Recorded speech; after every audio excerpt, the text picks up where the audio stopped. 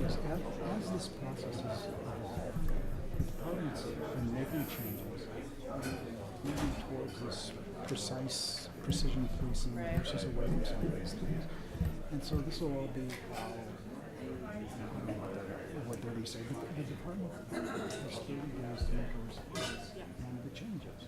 And they're working together. In fact, some of the stuff they got rid of last August.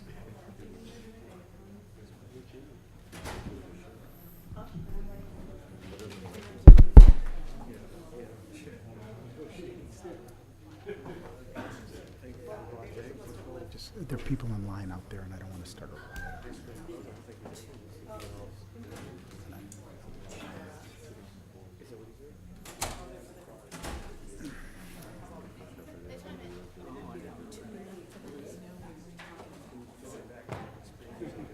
I don't think today I can do switch to 1 minute on this one case. I think it's a wrong time to start.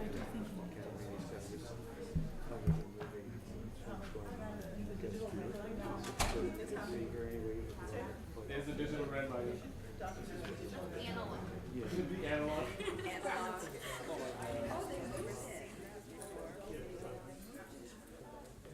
We want to make sure there's enough seats for the police.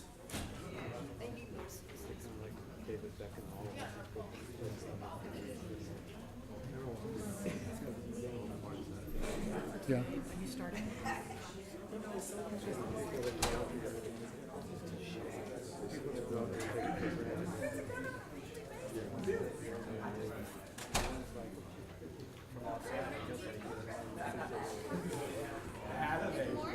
Hey Otis, how you doing?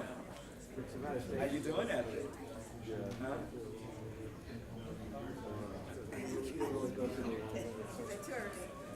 Yeah.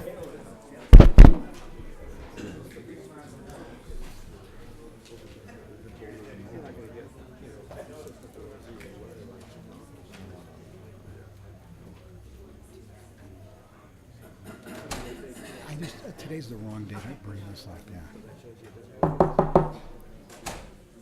Morning, everyone. Today's Tuesday, March 12th, 2019, the regular meeting of the Los Angeles Board of Police Commissioners. There are some people outside that are that want to come inside, so we're going to start the meeting, but we will take their late cards if they want to speak, because that's what we'll do. Madam Secretary, please call the roll. Good morning. Let the records reflect Commissioners Sobroff, Decker, Bonner, and Goldsmith are present, and we have a quorum. Agenda here. Okay. Item number 2A, the Inspector General's report relative to the review of selected department data-driven policing strategies as set forth. Good morning, everyone. Good morning, Commissioners. Mark Smith, Inspector General. I'd like to start off just briefly with an introduction before you are Assistant Inspector General Camelia Naguib and Police Special Investigator Sam Colina, who were the project leads on this effort. In addition, I would need to give a huge thanks to a couple other staff members who are here, Police Performance Auditor John Grosdidier and Police Special Investigator Jonathan Oda. Just speaking really briefly about the rollout of this report, as has been mentioned by the Commission previously, we will present to you our report and our findings briefly today. There will then be a period of 2 weeks to receive public comment that will run through March 26th. And the public may issue comments and questions about the report to us in a variety of ways, primarily by email. There's been an email address set up for this purpose. I'll read it out now, but we'll make sure it's publicized as well. That email address is datadrivenpolicing@lapd.online. Data-driven policing is unbroken, all one word. Data-driven policing@lapd.online. We're also equipped to receive correspondence to our address, to our mailing address at 350 South Figueroa Street, Suite 1002, Los Angeles, California, 90071. After the 2 week period of public comment, we'll compile the results and the board has asked us to come back on April 9th to present those results. And at that point, the Police Commission will choose any action it deems appropriate to take with regard to our report and our recommendations. So hopefully that answers just sort of the introductory questions about the rollout of the report. With regard to the report specifically and the contents of it, the Police Commission asked the Office of Inspector General to look at a number of different issues with regard to some data-driven policing strategies of LAPD. Some of these included a cost-benefit analysis, the impact that these programs have had on communities, how data is being stored, and what are the measures of success. Some of these questions lent themselves to a little more brief answers. For instance, the strict numerical dollar cost for a program like LASER. Our staff got in contact with the Fiscal Operations Division and learned that LASER is primarily funded through 2 grant funds in 2009 and 2014. Totaling approximately just shy of $1 million. There are associated costs, however, with running some databases for LASER. It's estimated that the total cost runs roughly $1.8 million per year. By comparison, programs like PredPol come to the department at no hard cost. There are maybe some associated costs with it as well, but no annual strict costs. And with regard to Elucid, the department does not currently have any contracts, so there's no cost for that program either.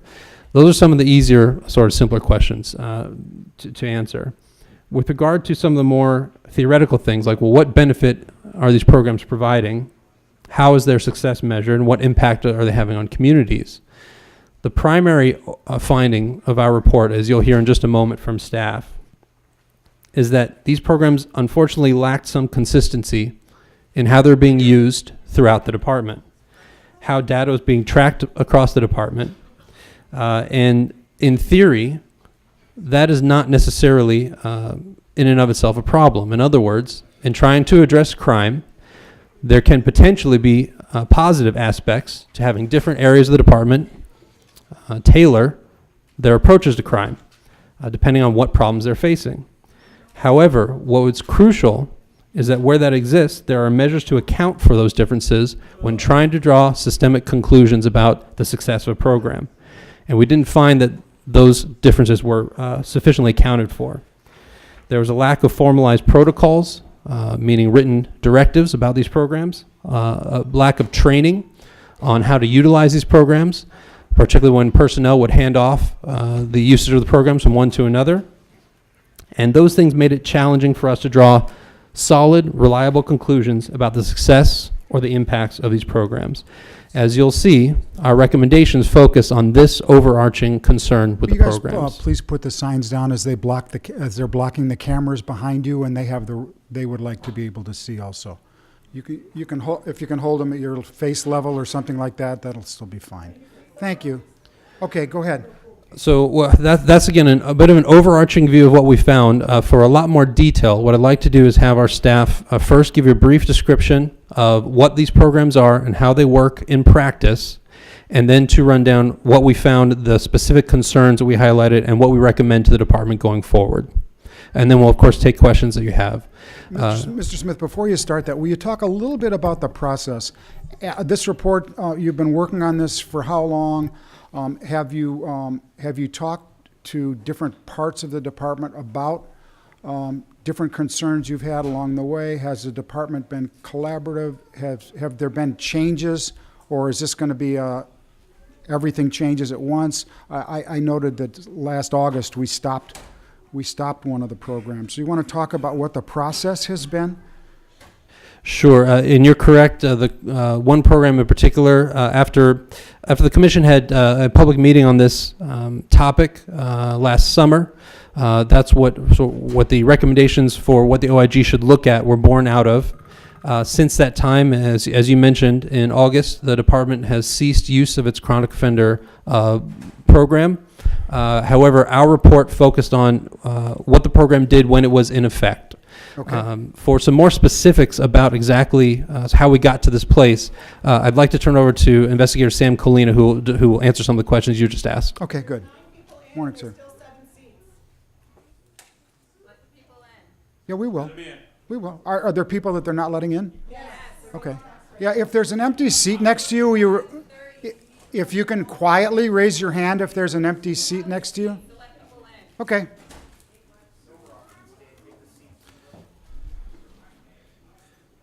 Thank you. Okay. We ready, Go ahead, sir. Commissioner? Yeah. Good morning, Commissioners, members of the department, and members of the community. Make sure you speak in the mic because people are sort of Sure. buzzing. My name is Samuel Colina, Special Investigator with the Office of the Inspector General. This morning, I'm going to provide you a brief overview of the data-driven programs the Commission had requested the OIG to review. This included Operation Laser, Predpol, and Elucid. The first program, LASER, which stands for the Los Angeles Strategic Extraction and Restoration Program, was created with the overall goal of reducing violent crime and gun-related incidents. LASER has two components. So wait, let me just say something. I have every intention of all of you being able to stay and listen to this, to listen to this report. But if the meeting becomes disrupted and disruptive, we will adjourn to closed session, and you will have the ability to respond in writing, as the Inspector General said. If you'd like to speak, fill out a card. Even a late card is okay. If you'd like to speak during public comment, that's fine also. If you feel like you need to talk while other people are speaking, then I'd ask you not to, and not to disrupt the meeting. So let's give everybody the same courtesy that you're going to want when you're going to be up at the microphone, and then we'll be able to go through this. Go ahead, sir. Thank you, sir. So as I mentioned, LASER has two components: a location-based strategy referred to as laser zones, and a person-based strategy referred to as the Chronic Offender Program. The general concept behind the Chronic Offender Program was to identify persons who were committing violent crimes and to intervene with these persons while having minimal impact to the rest of the community. It is important to note, and as already mentioned this morning, that the department had suspended its Chronic Offender Program last August 2018 as a result of the special commission meeting on this topic that was held last July. So it was suspended. It was suspended, sir. Okay. The OIG opted to continue its review of the concept behind the Chronic Offender Program and any data that was collected prior to its suspension for the purposes of identifying issues or concerns that may have existed with that program, and to the extent the department continues a person-based strategy, make recommendations that would improve protocols and procedures. According to department materials our office received, chronic offenders were to be identified through a daily review of arrest and investigative results, and as well as field interview cards for anything related to violent crime and incidents that involved a gun. Once a person was flagged as a potential candidate, a crime analyst would conduct a workup on the individual, and this entailed a review and vetting process of the person's criminal history through the use of department systems.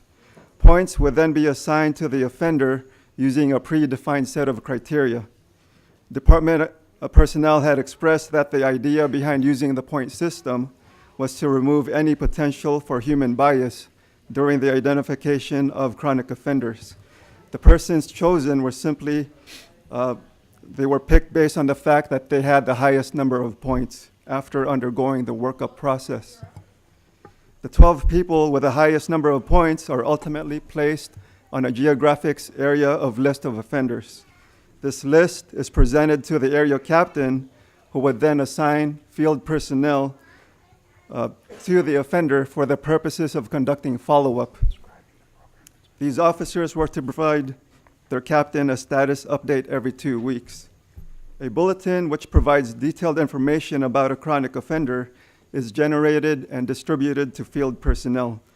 Given the possibility that a chronic offender may only be a person the division needs to be aware of, the template for the bulletin contains advisory language related to the person not being wanted for any crimes at this time.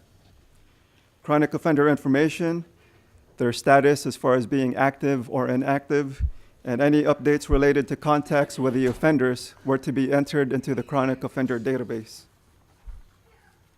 The other component of LACER is... And its that's been suspended. Yes, sir, that's been Okay. suspended. Okay. The other component of LACER is its location-based strategy, referred to as LACER zones. LACER zones are selected based on a historical analysis of crime data. An analyst reviews an interactive map that displays the location of violent crime incidents. Using a heat map layer, the analyst identifies locations with the highest density levels of violent crime and creates a box on a map. This box represents a potential LACER zone. LACER zones are then presented to the area captain for approval. Once approved, direction is given to field personnel to identify locations within a LACER zone that possibly have a nexus to the crimes that were committed there. These identified locations are then labeled as anchor points. When not occupied with radio calls, field officers are encouraged to spend time in LACER zones and anchor points to provide high police visibility. The amount of time an officer spends in a LACER zone is referred to as dosage. Dosage data is captured by a police vehicle's automated vehicle locator device, which automatically uploads data pertaining to how much time the vehicle is spending inside a zone. Reports comparing dosage and crime statistics can be viewed in the Palantir system. Updates related to any actions or activities that took place in any zones or anchor points are entered into the chronic offender database. In order to conduct a review of Operation LACER, the OIG requested and was provided all available materials regarding the operation of the LACER program. We met with various department personnel, and we were given access to the chronic offender database and Palantir system. In order to determine how the LACER program was being used at the area level, the OIG conducted site visits to 8 geographic areas and interviewed personnel there. With regard to PredPol, this was the second data-driven program. LACER is still, LACER is still in effect? The LACER zones are still in effect, sir. And has LACER been modified or during this process of your think- report? We did have several meetings with the department, and they're currently under the process of revising the chronic offender program. I believe the department will speak to that Okay, later. good. Thank you, sir. So the Next, second, PredPol? PredPol was the second data-driven program we reviewed. PredPol is short for predictive policing. PredPol is another location-based strategy used by the department. However, unlike LACER zones, which focus on violent crime, the primary objective of the PredPol program is to reduce vehicle-related crimes. It is important to note that although PredPol has been available department-wide since 2011, it is presented as an optional tool that area captains can use as part of their crime-fighting strategies. This became evident during our site visits at some areas who advised the OIG that they hardly use PredPol, and at another area that had only started using PredPol in the last 6 months. PredPol attempts to predict where and when crimes will most likely occur over the next 12 hours. The PredPol software uses an algorithm that analyzes 10 years of crime data, including the types of crime, their location, and the date and time.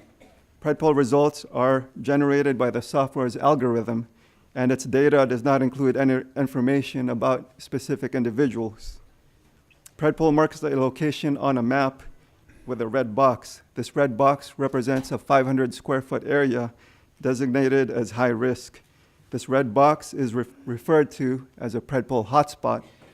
The PredPol system generates these reports on a daily basis, and it provides PredPol hotspots for each geographic area. Unlike LACER zones, which remain stationary for at least 9 months, the PredPol hotspot boxes change on a daily basis. When not occupied with radio calls, patrol officers are given missions to respond to a PredPol hotspot to provide high police visibility. Similar to LACER zones, the amount of time an officer spends in a hotspot is referred to as dosage.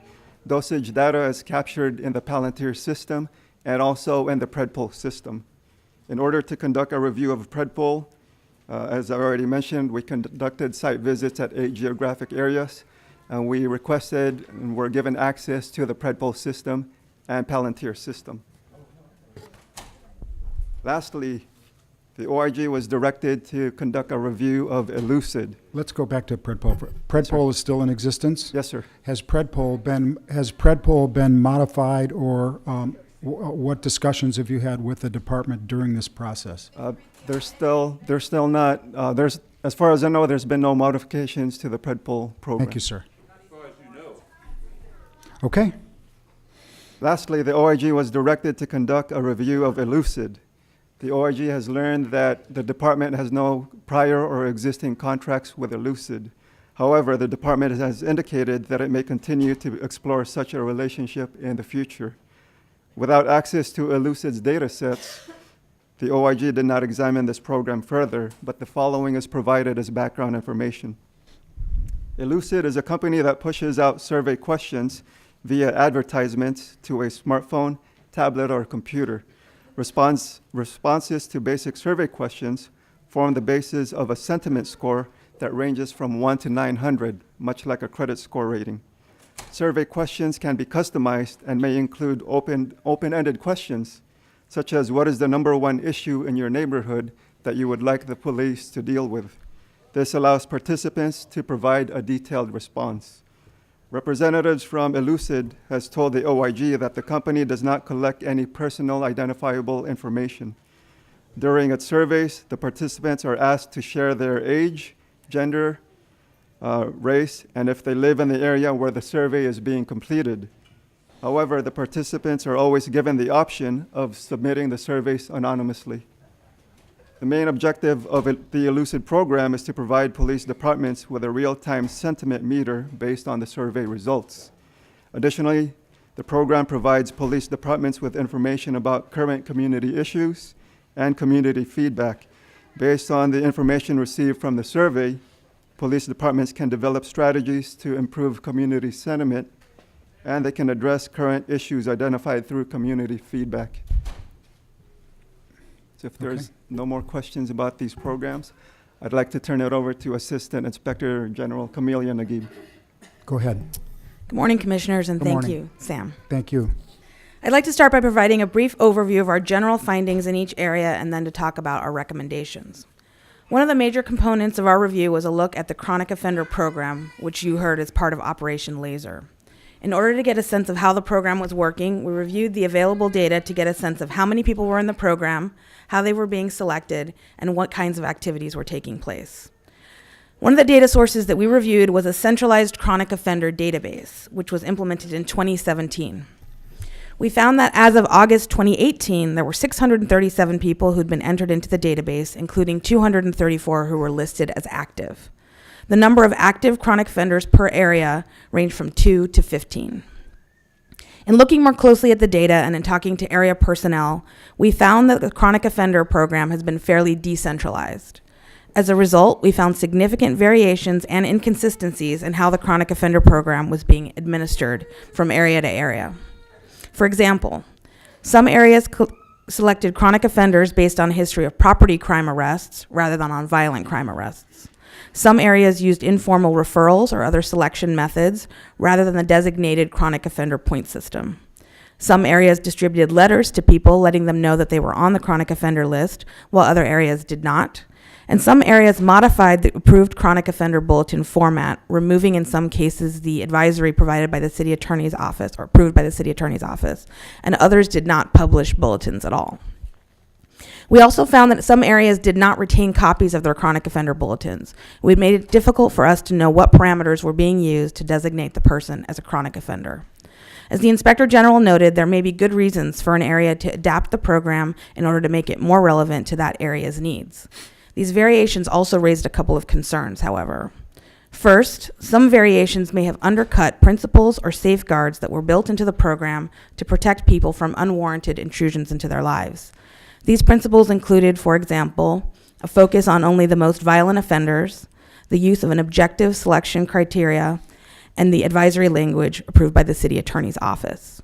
Second, A lack of clear goals and parameters made it difficult to know what measures to use in evaluating the program, and it also made it difficult to know how effective the program was in meeting its goals. We also looked at what types of activities were being taken in relation to the chronic offender program and found that most people in the database appeared to have relatively few actual contacts with officers. In about half of the updates we reviewed, it was not clear whether the entry reflected activity that was driven by Laser or whether the information has been gathered in some other way, such as a review of databases. This included, for example, updates that simply said that a person had been arrested or stopped, in some cases by a different jurisdiction, but did not indicate whether the stop or the arrest was due to Laser activity. When we looked at the activities that were clearly driven by Laser, we found that officers often did not actually locate or contact the person. This included, for example, attempts to conduct a probation or parole compliance check or to otherwise contact the person, as well as attempts to observe the person to see if they were involved in criminal activities. We also found that for some of the people in the database, about 30%, there were no listed updates at all. In general, we found that the available data made it difficult to assess the program's overall impact and effectiveness. To the extent that the department continues to deploy a person-based strategy, more rigorous parameters about the selection of people, as well as the tracking of data, would allow for better assessment of these issues. The Chronic Offender Database also tracks information about anchor points, which, as you heard, are locations that are identified by each area as places that disproportionately contribute to violent crime in a particular Laser zone.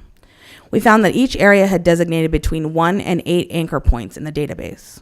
As with chronic offenders, we found that there was some variation in how anchor points were being selected, including some that were selected based on property crime and some that were not actually located in a Laser zone.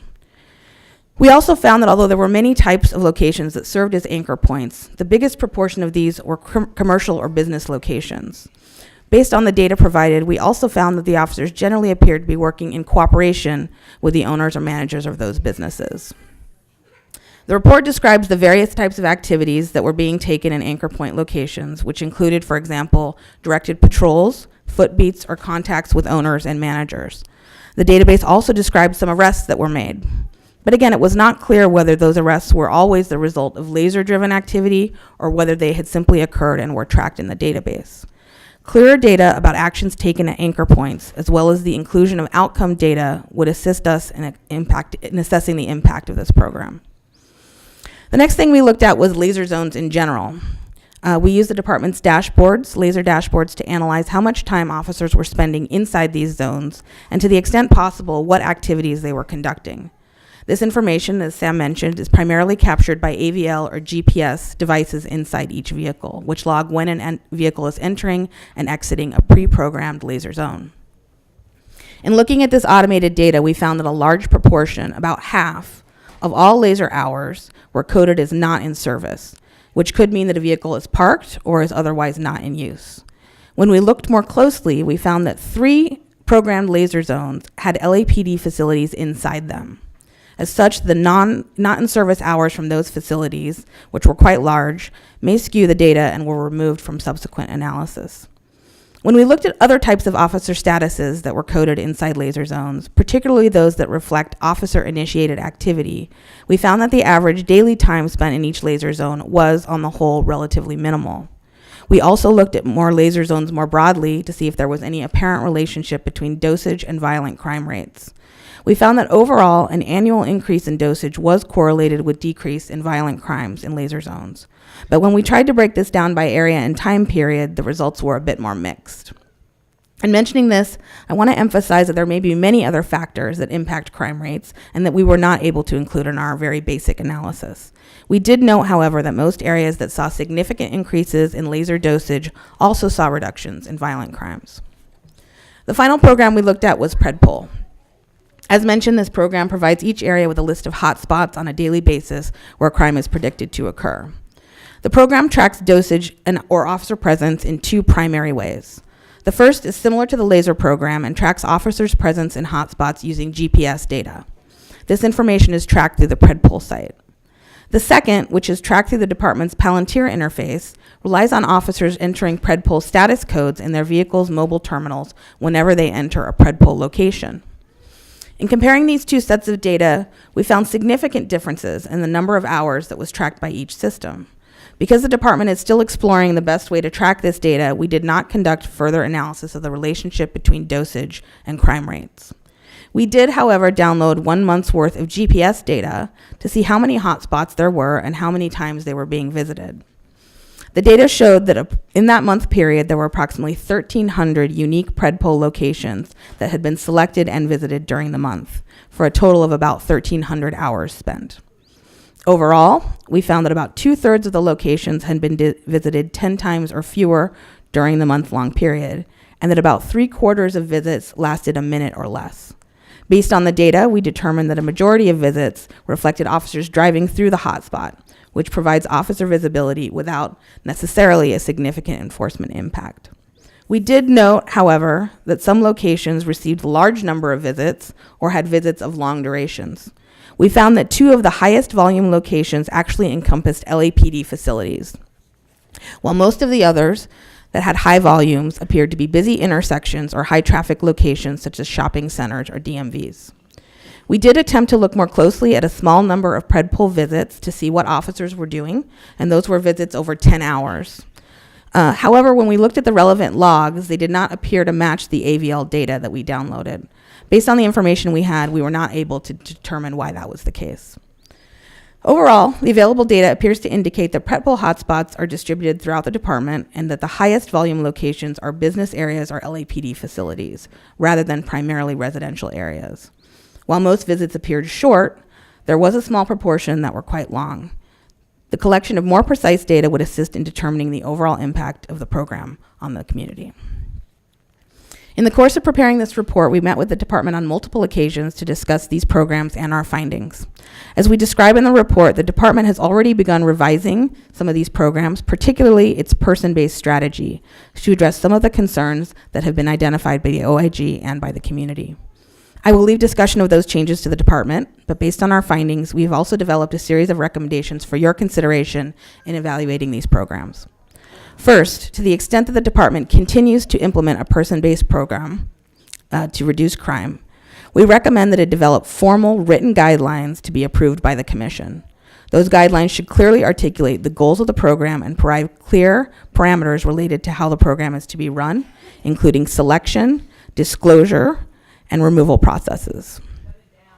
We also recommend that to the extent the program continues, the department modifies its database to capture information that allows for evaluation and auditing of the program, and specify a retention policy for any related documents such as bulletins.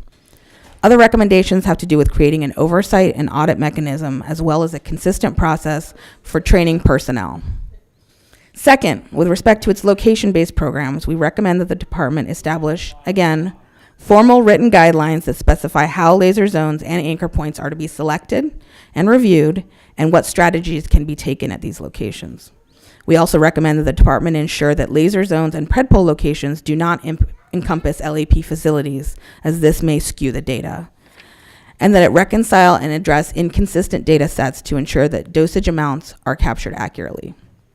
Finally, with respect to all of the programs discussed, we recommend that the department develop a system for the regular reporting of usage and outcome data to the commission and the public, and that it obtain feedback before implementing any new or revised programs.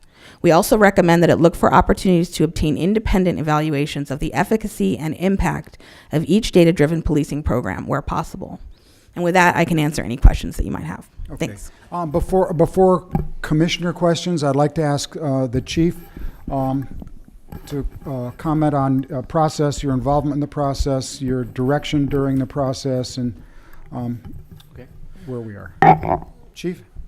Good morning, Commissioners and Secretary General, as well as members of the public, and thank you for the for this presentation today. A couple of remarks I would do to frame this. First, I'd thank the Inspector General as well as his staff and their work with us in evaluating these programs. I also want to thank and support then Commissioner Cynthia McLean-Hill and her request that really started this process of taking a formal detailed evaluation of both PredPol, laser, as well as our efforts with community surveys, which is obviously, well, I'll let her speak to its influence by members of the community, but we certainly heard the community's interest in this well. The last July, as this meeting was held by the Commission and the Board Public Works room, I remember clearly the conversation and the concerns identified, and we were aware of also of those concerns because the previous year and a half, we had been looking at laser, PredPol, particularly those two programs as data-driven pilot efforts, and evaluating them as pilots as whether or not they were proving effective, and were they achieving results? If they were, what were they? If they weren't, what might be influencing that? How was their application? As a assistant chief over operations in my weekly CompStat inspections, we frequently ask questions about chronic offenders. We frequently ask questions about the laser zones themselves, the application of PredPol, and through our time, which is available, those all taped interviews, if you will, those inspections, we began making step-by-step adjustments. And I think that your report was reflective of that. I'm drawn to the agenda item in October of 17, talking about amendments to what makes up a chronic offender score list because of, again, observations by members of the public as well as internal, the department and Inspector General, that matters such as an FI stop may be unduly influencing a chronic offenders being identified. So I'm thankful that this report has come today. Fundamentally, I believe that data-driven strategies improve policing, and that improves community safety. What's critical in that is that we recognize the systems have to be thoughtful, and they have to recognize there's a limit of what data can be done. And in an organization our size, that as we apply pilot programs and we attempt our new and our effort to continually improve and innovate, is that we recognize in those applications that we're willing to adapt them to local conditions. Violent crime in Los Angeles is unfortunately, in reality, not evenly distributed across a city of this size. And as is the nature of crime as it evolves across a city as its representation, I believe our strategies have to also similarly adapt, and programs such as laser or PredPol need to be responsive to the needs at a local level, whether that be identifying a place-based strategy or it be a person-based strategy. How do we identify that based in part on the local commands in which we're involved in, which may account for some of these changes that you see here. As we've evolved over time and we've evolved this program, though, we recognize a certain critical mass this past year of criticism that we needed to stop the offender aspect of this relative to the chronic offender bulletin. There just was uniformly, in my view, just too many inconsistencies, raising too many concerns relative to civil rights advocates and members of the community, that to let that continue unabated was countering the very public trust. And so that's why we stopped that.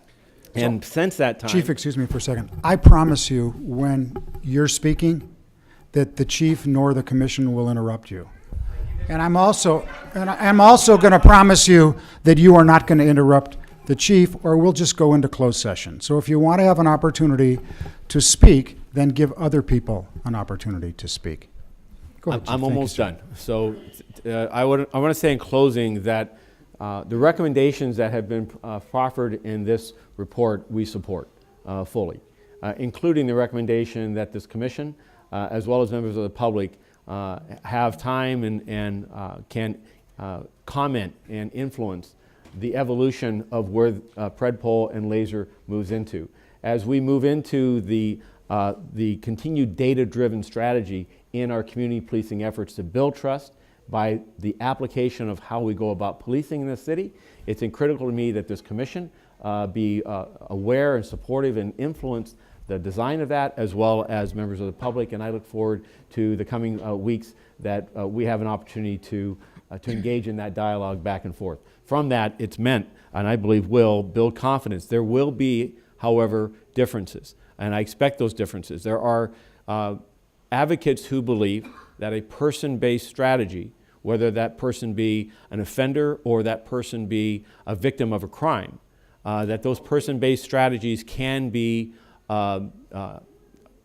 unconstitutional, they can be racially motivated or influenced, and my commitment is to try to address those concerns as best possible while still watching and paying close attention to the research the academia that talks to the merits of such programs in the application of a finite number of police resources.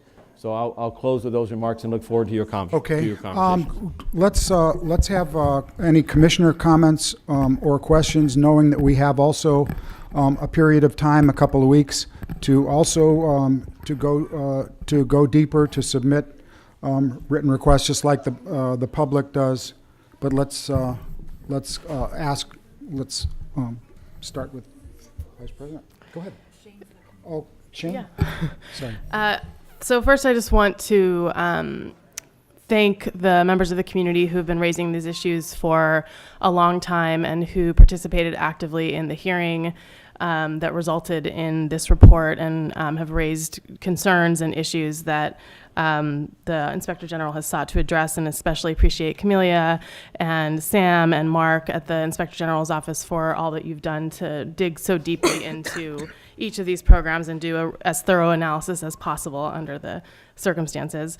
And I really appreciate the department as well and everything you just said, Chief, in taking this all so seriously and proactively, taking it seriously from the beginning, not waiting for an Inspector General report, but, being so concerned about the impact on trust and evaluating these programs independently, as well as participating in the Inspector General's analysis and already beginning to make changes as a result of that. I think what's critically important when there are so many questions and concerns raised about these programs is that there be transparency, that the programs come out into the daylight, and that as much information as that we can obtain is presented to the public and shared with the public for your response and your review. And I'm very glad that we have this 2-week period to get public response, and look forward to hearing from members of the community about your concerns and questions about what you've heard. And I think just that is so important to building public trust, as you said. And I think, the commission will be responsive to what we hear from the community. So I appreciate the recommendations. I again, will continue to consider them and hear other responses from the public. And I look forward to the department's more thorough presentation on your plans for the future. I think, it's disappointing that there is not sufficient data and analysis for us to draw the kinds of conclusions that we'd like to be able to draw, particularly from policing strategies that proclaim themselves to be data-driven. It's disappointing to not see the consistent implementation and data collection, analysis of data that would help us draw conclusions. So I think, we just need to focus on going forward and the changes that the department's going to make to these programs, or the new programs that you're going to create under the precision policing rubric. And, just look forward to the discussion about applying what analysis has happened to the existing programs going forward. So in particular, making sure that there is criteria for adoption of programs and for evaluation of programs, so that we can determine the effectiveness of these programs and any disparate impact or specific impact on communities, in particular any person-based programs, which do have some greater risks in terms of impact and bias. And with that, I'll turn it over to the rest of the commission. Okay, Vice President Decker, Commissioner. Yes, Mr. President, can you clarify for me, when are we hearing from the department about their steps moving forward? Is that at a subsequent meeting? Yes, I believe on the 9th. Is that correct, Chief? Mr. President, yes, that is correct. Though the process will be, we'll have the open public comment period for 2 weeks from today. In the meantime, the department will be preparing their response to this report, along with recommendations that they will make to the commission of how they would want to go forward with a new or revised program. And also on the April 9th date, the Inspector General will report back a summary of the public comments that their office has received over that 2-week period of time. Okay, thank you. You're Thank welcome, you, Mr. Chief. Well, then for the Inspector General, as I read the report and sometimes the lack of information that you were able to get to assess the situation as fully as I think we all had hoped, were you able to determine how often these programs are used? And why I say that is because I'm mindful that the department, the number of 911 calls has increased exponentially in the last few years, and obviously that's a priority. What I wasn't able to grasp is how either embedded these programs are in the different divisions, and I certainly got the sense sometimes they weren't being used at all, but I didn't get a sense of how often they're actually being used. And I'm wondering if you are able to clarify that for me. I think it was a little bit difficult to know whether because it's used automated data for much of what we looked at. It's difficult to know whether officers were in the area because they went there because of laser or whether they were just there. These tend to be already high crime areas, and so it was hard to know what the goal was in going there. We did note that the PredPol system has a system for officers to log in their status when they go into a PredPol zone, which is a more deliberate process. But when we compare that to the automated data, sometimes it was higher than the automated data. In other cases, it was lower. So it looked in some cases as though there was some deliberate effort by officers in some divisions, particularly the Valley areas, to use PredPol, where it was less so in South Bureau, for example. I would also just add that laser zones are often part of a larger mission, and so I think that is often how officers are assigned to those areas. And if the department will correct me if I'm wrong on that. Okay. Chief, did you have anything you wanted to add to that? I would just comment that Laser Zone was the pilot effort that expanded across the organization was primarily meant and originally designed for violent crime, particularly gun violence. And the PredPol its origin is primarily designed for property crime. And I do believe as you see the implementation over the course of a number of years here, that those areas that had high levels of property crime generally implemented PredPol to a much greater degree. In contrast, those with laser stuck with the laser zones and the attributes of that program, and PredPol was less significantly as an influence. That's just from a CompStat, from an organizational operational perspective, that's how those two different tools, similar in the sense that they have place-based characteristics, were applied differently. Influenced by the area, by the characteristics of the area. Right, and I understand that, and I just don't still have a sense of within different areas, Yes. Particularly given the number and the increase in 911 calls, how some of these more discretionary programs, how much of the department's effort can really be put into it or has been put into So it. one of the challenges, Commissioner, that we had during this period, and we still have it, is capturing dosage because of our system limitations. What that means is physically, whether an officer is in an area because of a directed patrol, PredPol, because of a response to a radio call, or happenstance, that occasion we're trying to capture as a presence. The systems have evolved over the last 4 years as to how that process was captured. It was initially captured manually, and then it was transitioned to a button that you would press on your computer inside the car, and then we used auto vehicle locator systems that our vehicles have as a means of capturing as well. So it hasn't been a static process. Rather, it's been an effort or organization really to try to improve the capture of that information so that we could better assess both its impact but also its compliance. Are officers in areas actually using these strategies, or are they just giving lip service to it? And that's where we were. This has been a state of evolution, and frankly, it's also in candor been one that has been made on the fly without funding, without necessary support, and it has been experimentation. It is an effort to look at resources. All right. Thank you, Chief. I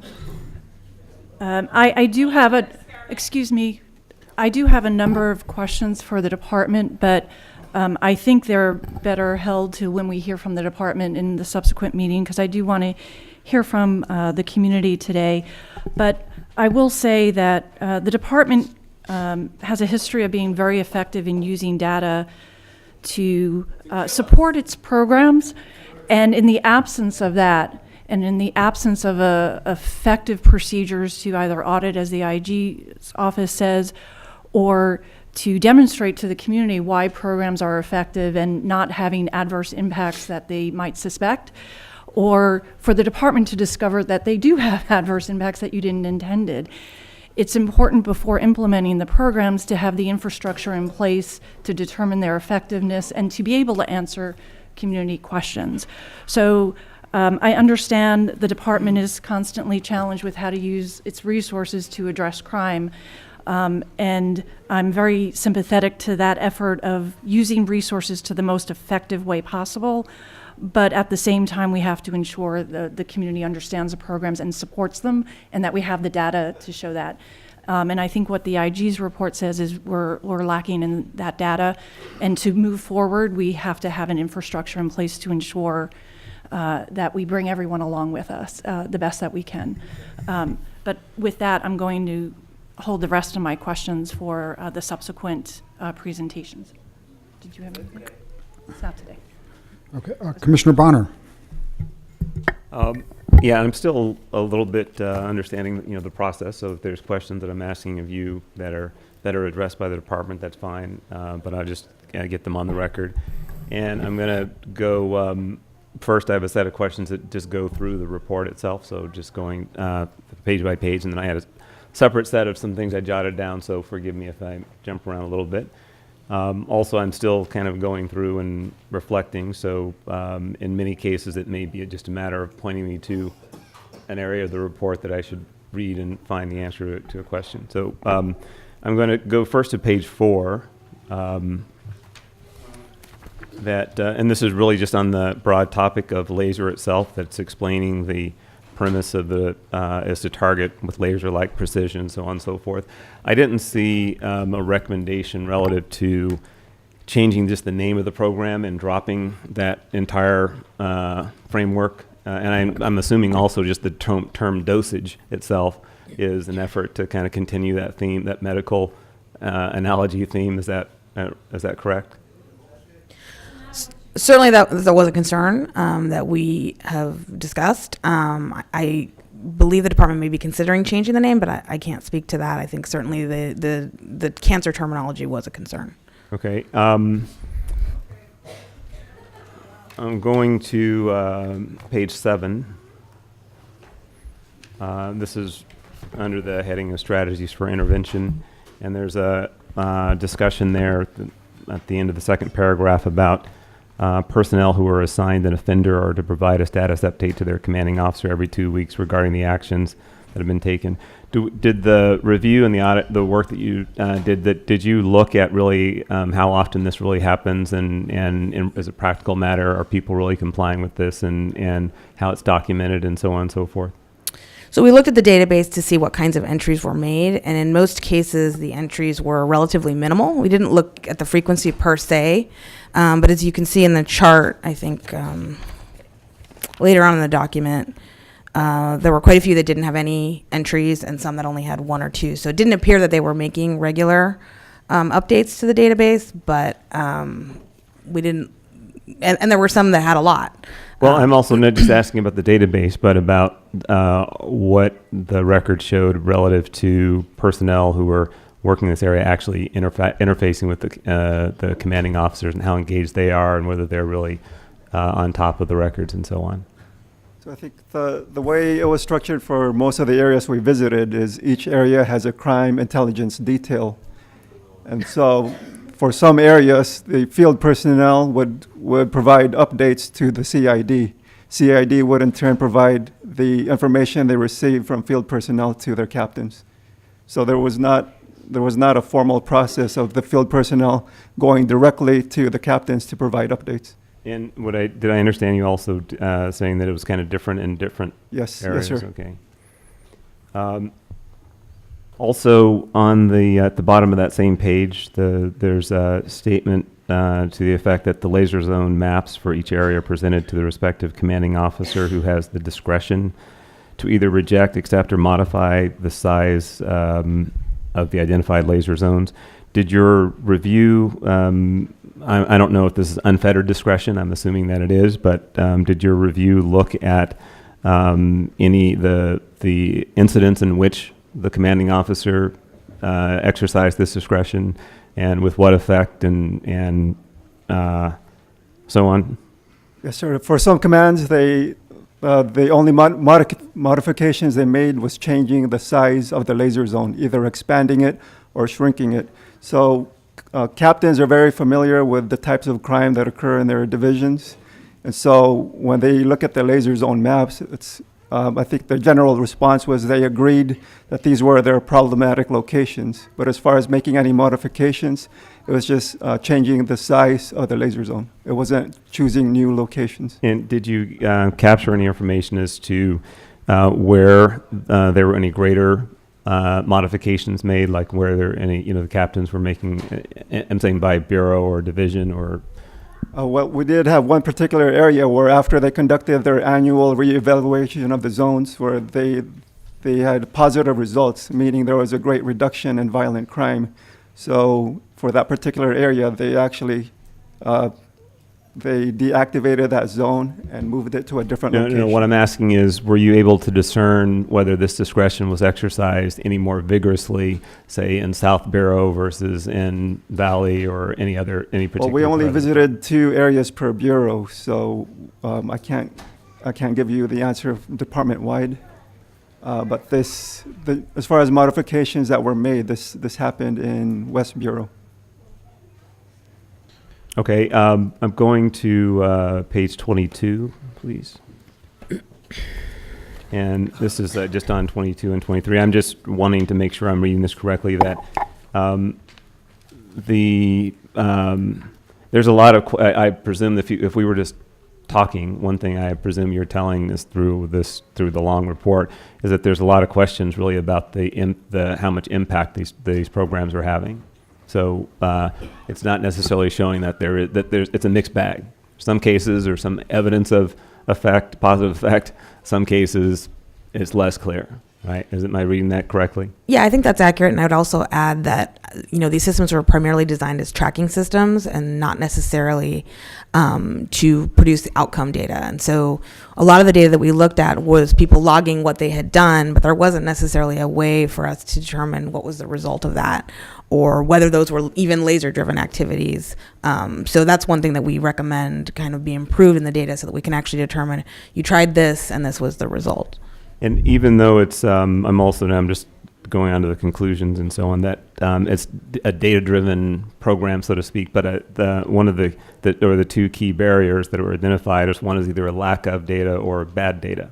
That's the other is that there's inconsistent use of the data and implementation of the programs. Is that accurate? Okay. That's accurate. I'm going down now to the recommendations, I think.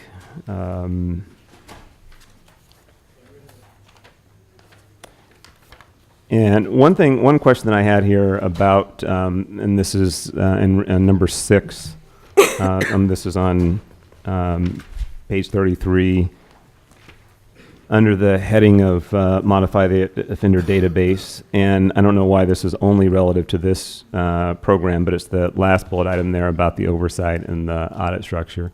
And one concern, at least that I have about audits, is you guys are doing great work, but an audit is a lagging indicator, right? I mean, you're just looking at things that have already happened, so mistakes that have been made and things that have happened incorrectly. It's helpful to have them pointed out, but it's not real-time correction and effective management and implementation, right? So one question I have there really is why is the recommendation to develop an oversight and audit structure? Why is that only relative to this one subcategory of the offender database? I think this was attached to the chronic offender program because that was the greatest concern for us in terms of inconsistencies and the potential impact of those inconsistencies on people's civil rights, et cetera. And so that was a concern that we really wanted to highlight. And one of the things that we noticed that there was a lot of decentralization, informal practices, et cetera. And so we wanted to centralize that. In terms of the more data-based programs where there's less data and it tends to be more automated, I think having a process which we talk about under reporting and evaluation, where the department really looks at its data more closely and tries to determine what outcomes are there, what potential anomalies are there. I think that's what we wanted to address those issues. But to the extent that it focuses on particular people, particular places, I think that's where we really want to see more oversight than what we did see. So on the same topic, one of the things that I'm still struggling with is, other than the chief, of course, who in the department is responsible for the oversight, the performance, the accountability of the programs. In terms of your review. So you have the chief, a lot of people in the chain of command, but where is the ongoing day-to-day management of these programs? Well, as I think we talk about in the report, it tends to be fairly decentralized. And so that, I think, again, is one of the reasons we talk about centralizing that process. Commissioner, if I could add on, just in our meetings with the department, sort of informally, that was one particular area that they specifically agreed with and said we had always wanted to, but didn't have the chance to centralize these things for that exact purpose. Getting back really briefly to your previous question, I think you're exactly right that the sort of auditing and oversight function needs to be present with regard to all these programs. As Camelia mentioned, though, specifically with regard to that chronic offender database, it was where we found some of the more sort of glaring data issues, and so we I think tended to highlight it a little bit more in the recommendations. Just to give one example, it's a repeat of what's been said already, that within the database that is really meant to be a point-based system, there's a substantial number of entries in there that had 0 points. It was clear that it's just not being used or controlled or audited correctly, and so we kind of highlighted that a little bit more, that recommendation, but we don't disagree. In the other recommendations, although we didn't necessarily use the same exact language, for location-based, for instance, in number 3, reconciling the data is still a recommendation of ours. We certainly wouldn't want to take away from the auditing oversight function that needs to happen with all these programs.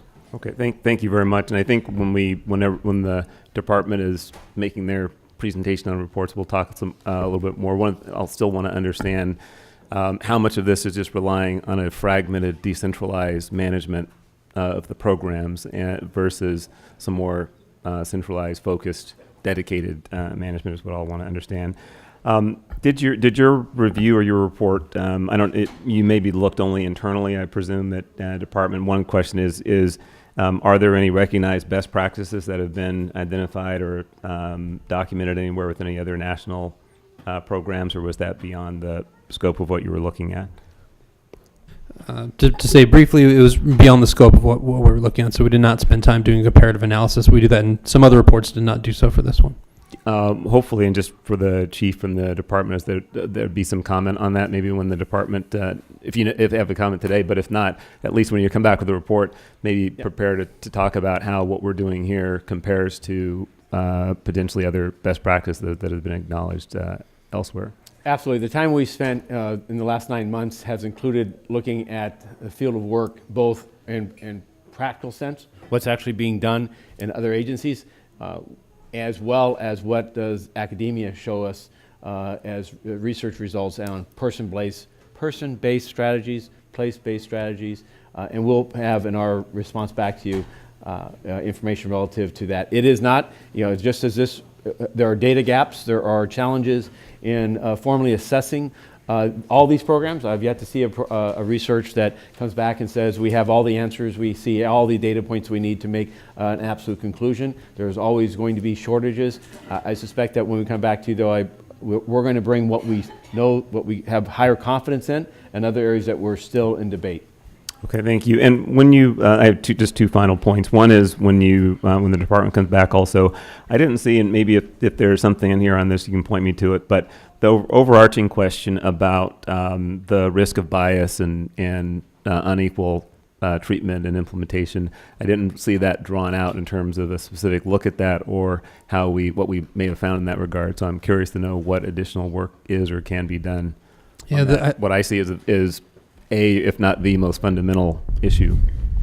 To me, I think the closest we came to that important question was to really look again at the Chronic Offender Bulletin Program, which was, I think, pretty clearly one of the greatest concern for us. In looking at that, we did a breakdown and compared it with all the arrests for violent Part 1 crimes over the last some 6-year, I think, period by the department, and broke it down by ethnicity and racial makeup. What we found roughly was that the ethnicities of those arrests tracked what was in the database, so the database wasn't specifically doing anything different than the department was otherwise doing. However, that still suffered from a number of the same sort of data problems that we found with these programs in general, that we felt like we couldn't really draw a distinct conclusion about that to say that, you know, this is neutral or it's not neutral, is harmful or is not harmful, and so we weren't able to draw sort of stronger conclusions. But that's kind of the closest comparison we made. It was weighted more heavily, as you see in the report, the chronic offender database weighted more heavily towards males and against females as compared to the arrests by the department. But that was the main difference that we saw. And I'll ask if Ms. Naguib has anything to add. Well, oh, yeah, go ahead. I just wanted to add specifically with the chronic offender bulletins in particular, I think the existence of discretion, which we did find across different areas, particularly where we just received, informal referrals that weren't documented, what was the basis, those were a big concern for us in terms of the introduction of bias of any kind into the program. The use of gang identification, the use of field interviews, those also could be driven by police activity and so I think the department is aware of that and looking at how we can reduce those potential ways to introduce bias. Is there a recommendation on that, by the way? I didn't see that also directly addressed in the list of recommendations. About removing those two categories? Yeah, yeah. I think the department's already in the process of removing those, and so that was why we didn't make a recommendation, but I think we support that.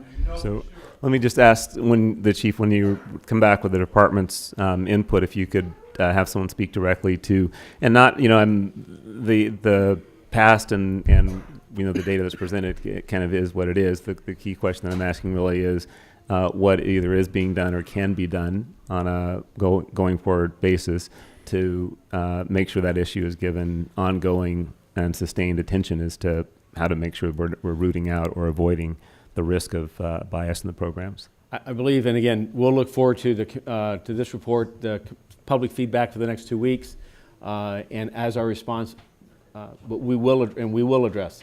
We've already taken steps to ensure that the grading, if you will, the quantitative and qualitative nature of identifying an offender takes into consideration how bias or unsubstantiated or merely suspicion could influence an identification of an individual.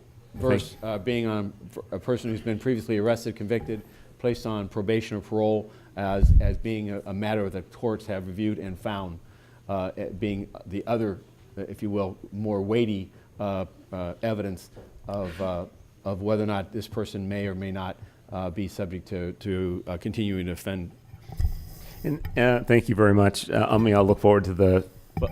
And I would add, we took note of notifying those individuals more regularly in a sense of systematically across the city, allowing them to appeal and approach to understand why they would be identified, and resources for them and helps and efforts that they would not reoffend, and instead provide them resources and access to jobs, housing, treatment programs that would, in hopes, identify them to avoid future acts. And also, just to be clear, make sure you're clear in terms of what I'm asking and looking for is to, on the one element is to have some criteria and the kinds of measures that you're describing.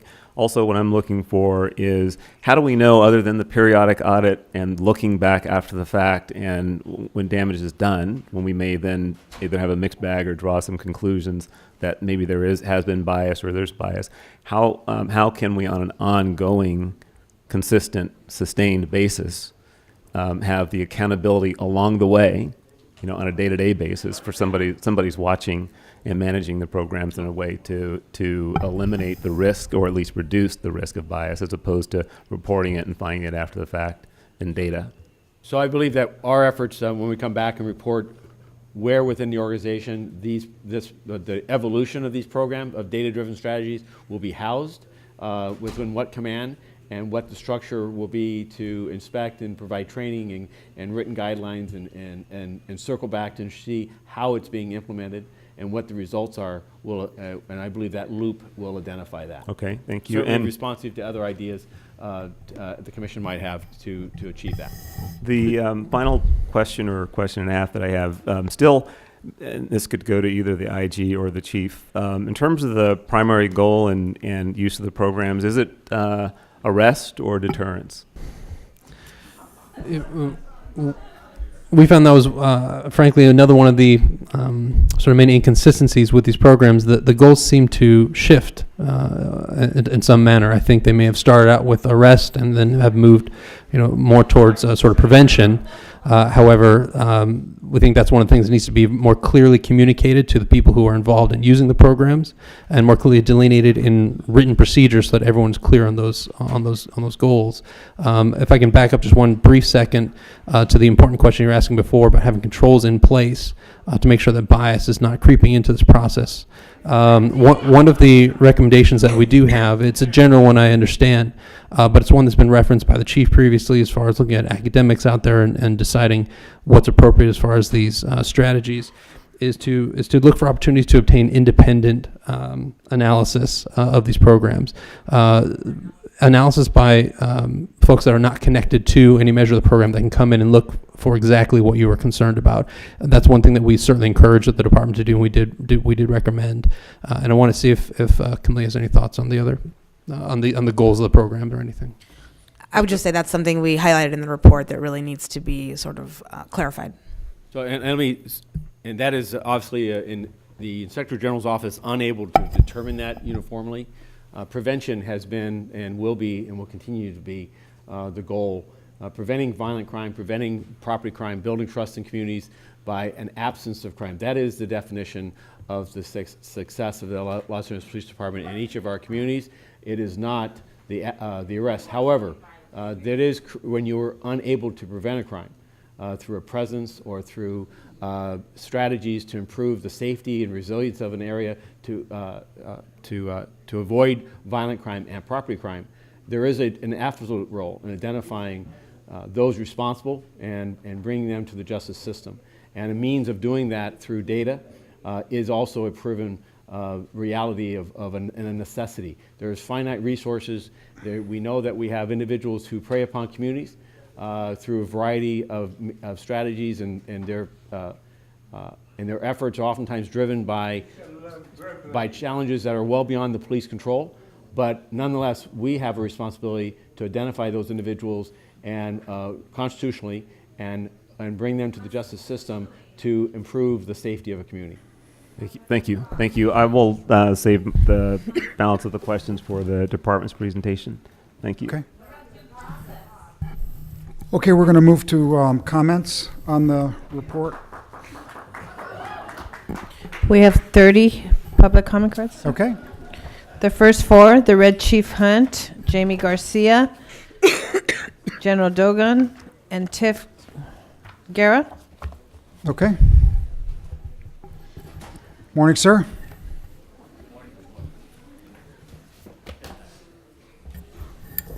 Good morning, the Red Chief Hunt. I'd just like to know if I'm on the chronic defenders list. After being arrested 86 times, my only defense was in federal court.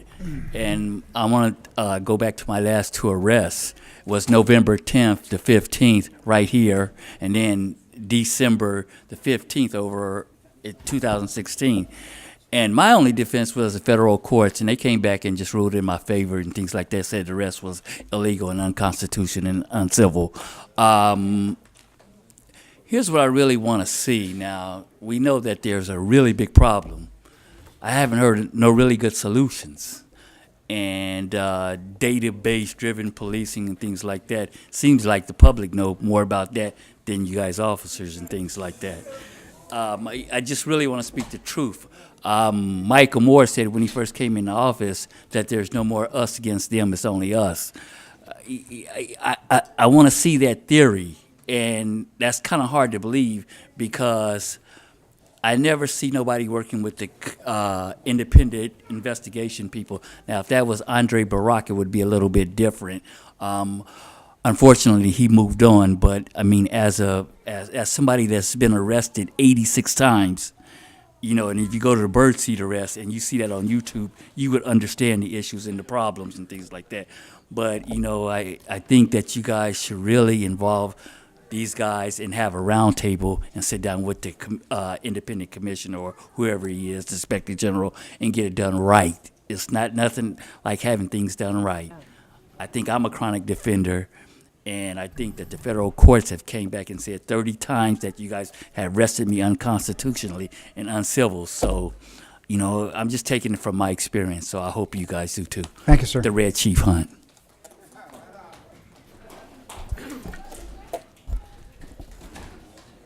So I want to start by reframing how this whole process started. People up here are trying to take responsibility. They're trying to say it was because of them that this has happened, but this started by suing you. Started by suing the LAPD because you refused to turn over information about Operation Laser. That is where this started. Then we released our report in May of 2018. Turning to you now, Inspector General, I remember us specifically asking you to audit this program. And you know what he told us? Well, I don't know if I can get to it. So that is where you saw the community at this point. So then what did we do? We forced you into a hearing. And in that hearing, at least there was the telling of the Inspector General to audit this program. And so now we are here. So we claim that, and we also claim the victory. We also claim the moment of stopping the LAPD from using the chronic offender program. We stopped the LAPD from using that program. We, the community, stopped you. That is our power. That is why we are here. So I want to talk about the fact that this program has been going on for 10 years. In 2009 is when you started to experiment on the community. So let's get to the points that we're not appreciating, the points that we're not uplifting, that all identified chronic offenders had, or more than half of them had no violent crime. 100 had 0 points. Officers were creating reasonable suspicion. Then was little to no data discussing how officers engaged with chronic offenders. But the OIG and the commission seems to be completely unconcerned with the violation of human rights. It's as if we're statistically insignificant. How can you talk about reform when lives have been assaulted, when lives have been affected, but yet you just move right into reform? How can you do this? You are supposed to be protecting our human rights. Next speaker, please.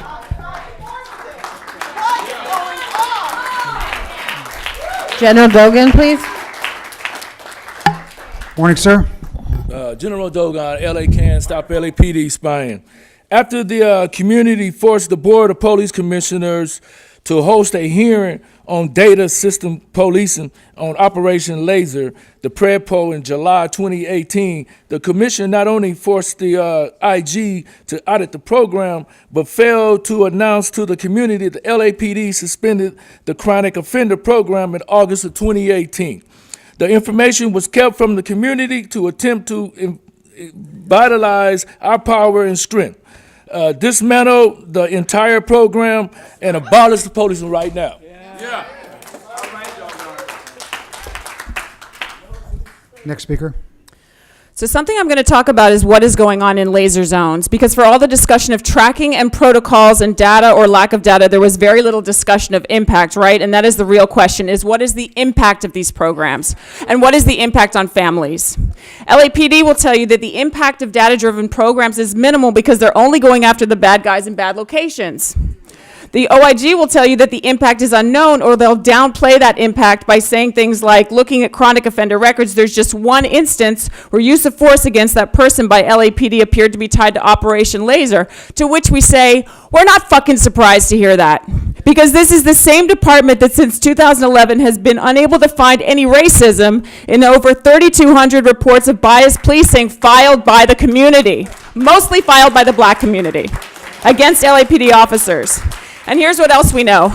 We know that the following people have been murdered by LAPD officers engaging in crime suppression detail specifically in 2016 after Operation Laser was expanded. We know that Pablo Cartagena, a 23-year-old Latino man, was killed by a Metro officer engaging in crime suppression in a high crime area. Ryan Joseph, a 20-year-old black youth, was killed by a Metro officer in a known gang area. Carnell Snell, 18-year-old, black youth, killed by a Metro officer assigned to crime suppression. Richard Risher, 18-year-old, black youth, chased and murdered by gang enforcement officers inside a laser zone. Keith Bursey, 31 years old, black male, killed in a laser zone on a so-called hood day, which his mission sheet from LAPD would have called out, sending officers into that area on that day. Jesse Romero, 14 years old, Latino youth, killed by a gang enforcement officer inside a laser zone. Kenny Watkins, 18 years old, black youth, killed by an officer assigned to CSOC on a crime suppression detail. Every one of these killings happened in 2016 after Operation Laser was expanded. And we are not saying that any of these people were in the chronic offender database, but they were in the area on that day, and they fit the profile of who LAPD was looking for. Next speaker, please. The next 4 speakers. The next 4 speakers, Courtney Eccles, Sarah Hamid, Todd C., and Adam Smith. Okay.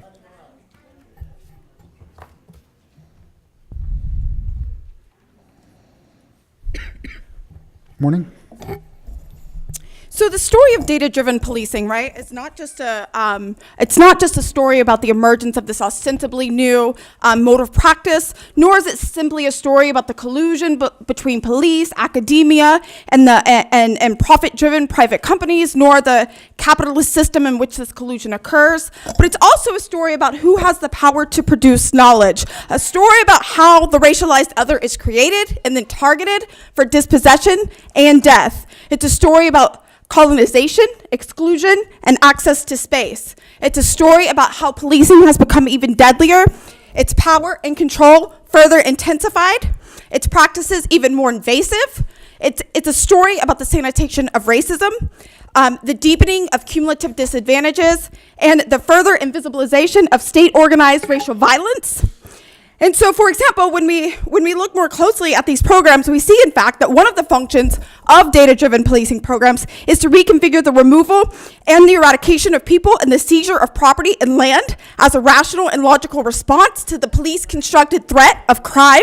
That and so, for example, when we see, like, under Project Tough, the city abated 3 apartment buildings, of which the Community Redevelopment Agency for the City of Los Angeles, they purchased 2 of those 3 apartment buildings, and then they demolished them and built townhomes for qualified first-time homeowners in their place.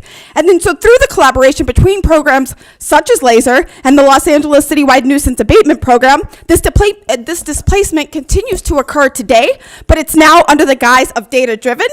So in this sense, right, data-driven policing does not simply entail the use of data to inform the policing of behavior that is defined as criminal or threatening, but it's also the use of data for policing the boundaries between colonizer and colonized, between property ownership and people as property, and between life and death. Laser kills, and that blood is...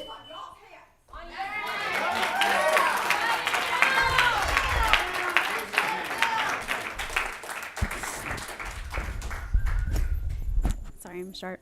So I really appreciated Police Commissioner Dale Bronner's comments about an audit being a lagging indicator and his indictment of the audit for failing to reckon with the most fundamental questions, which were that of human and civil rights. You literally did not talk to a single person who was branded a chronic offender, and you assumed that you could somehow surmise from the data problems of the police department whether or not this was a program that did not violate human and civil rights. So I want to expand on this focus of the auditors on the data problems of the police and their neglect of the civilian casualties and their failure to reckon with the fundamental task of the audit. A chronic offender is a category that we wholesale reject for its pseudoscientific and racially fraught connotations, and how an officer is preconditioned to perceive an individual is a fundamental concern for procedural justice. When you send an officer into the field with this piece of paper saying that this individual is a chronic offender, and you yourself don't even know what chronic offender means, then how do you expect that officer to not treat that piece of paper and that branding and label with added authority and enter into that encounter with heightened sense of anxiety and stress leading to violence? You are structuring officers to go into these encounters to kill people. So here's a thought experiment. There's 9 of you up there? I want each of you to define for yourself precisely and succinctly what chronic offender means. And then I want you to all agree. The fact that you cannot do that, I guarantee you, none of you cannot do that, demonstrates that this entire program is based around a concept that has absolutely no definitive value and is being utilized to structure police encounters to maximize harm on LA's most vulnerable populations.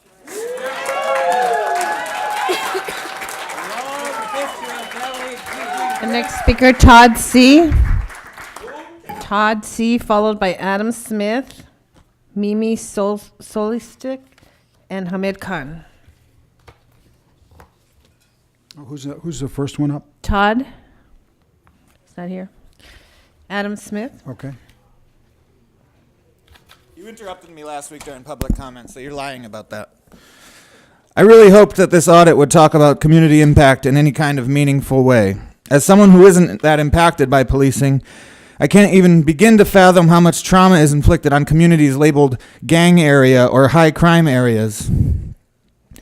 I can't imagine having a chronic offender bulletin created on me or someone that I love that criminalizes me and turns my face into a wanted poster of sorts because of where I live, because of who I'm in community with, or whether I'm on probation or parole.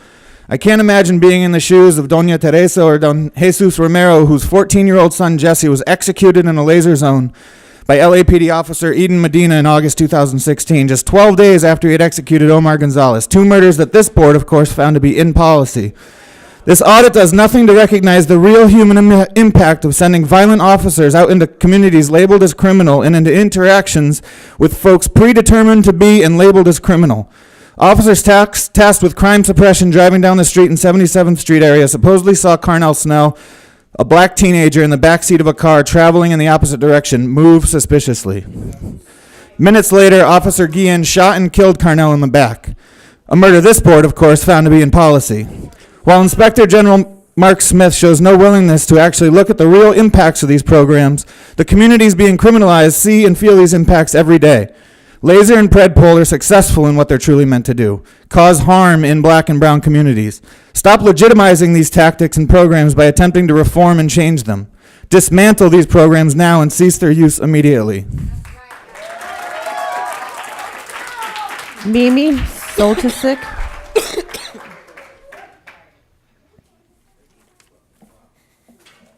I just want to take a moment to review the collateral effects of the OIG's recommendations. In wrongly assuming that better documentation implies better policy, the OIG has deferred the question of impact assessment and surrendered it to the police themselves, the very body it has criticized for producing incomplete, compromised, and institutionally biased data. The LAPD, now accountable to itself for program assessment, where have we heard this before, will continue to translate their ad hoc informatic practices into OIG-sanctioned protocols, removing any community recourse for police abuse. The OIG legitimates and naturalizes the category of chronic offender, casually suggesting that it could be operationalized as, quote, high-risk parolees or probationers with search conditions, end quote. That this is a poorly defined, loosely designated category is no accident. It has been and continues to be a discursive strategy used to validate what the OIG itself reveals to be highly discretionary, often violent encounters with historically and structurally marginalized people. And I just wanted to say, the Police Commission and the LAPD has really shown a firm commitment toward bringing the crimes against humanity that the Palestinian peoples have suffered, the Iraqi peoples, the Afghani peoples, the Pakistani peoples, bringing them here to Los Angeles.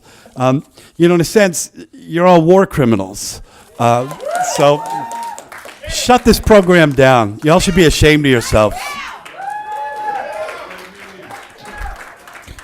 Hamid Khan, followed by Akit Gopal, Susan Price, and Eddie H.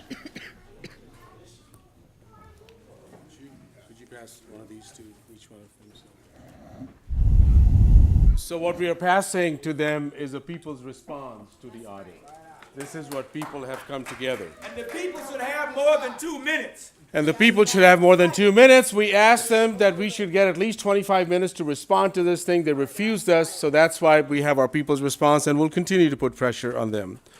So what you're seeing is a whole spin in operation. What you're seeing is a storytelling that is being subverted and put it on the community as if we are responsible.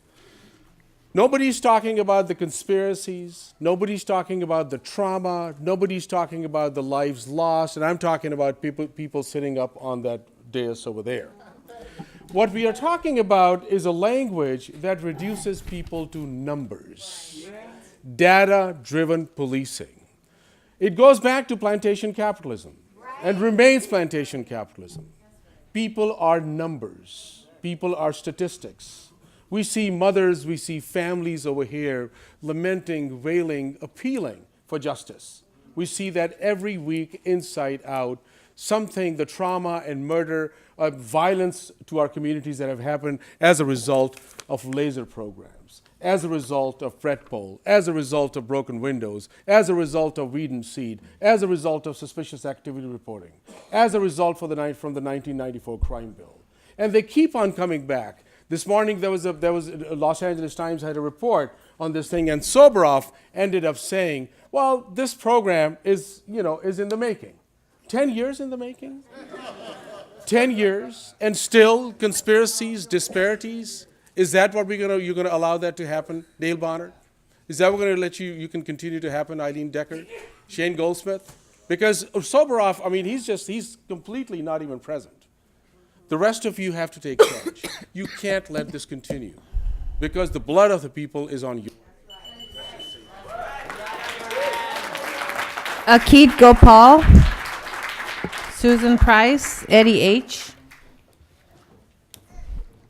Eddie H., Los Angeles Community Action Network, Stop the LAPD Spying Coalition.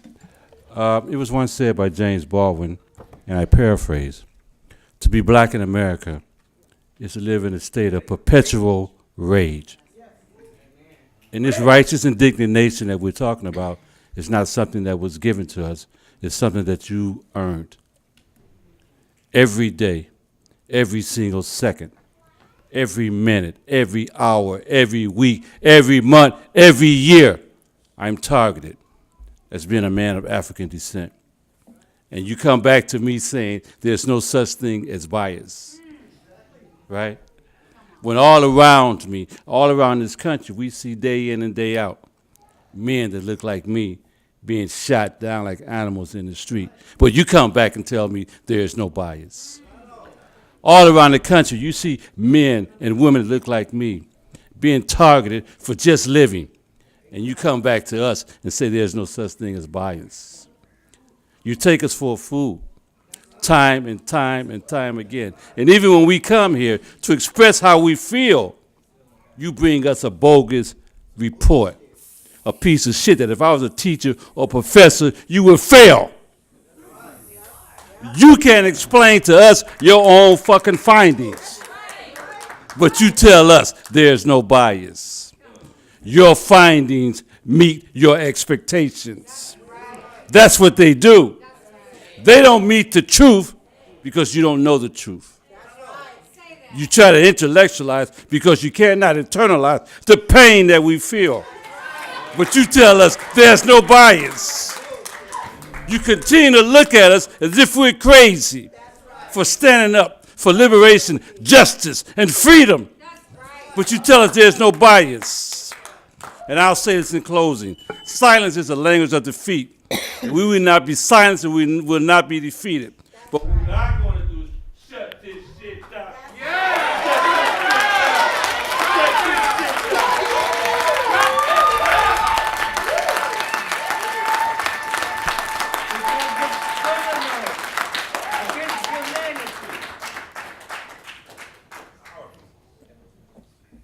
There's a lot of hiding going on in this room in front of me.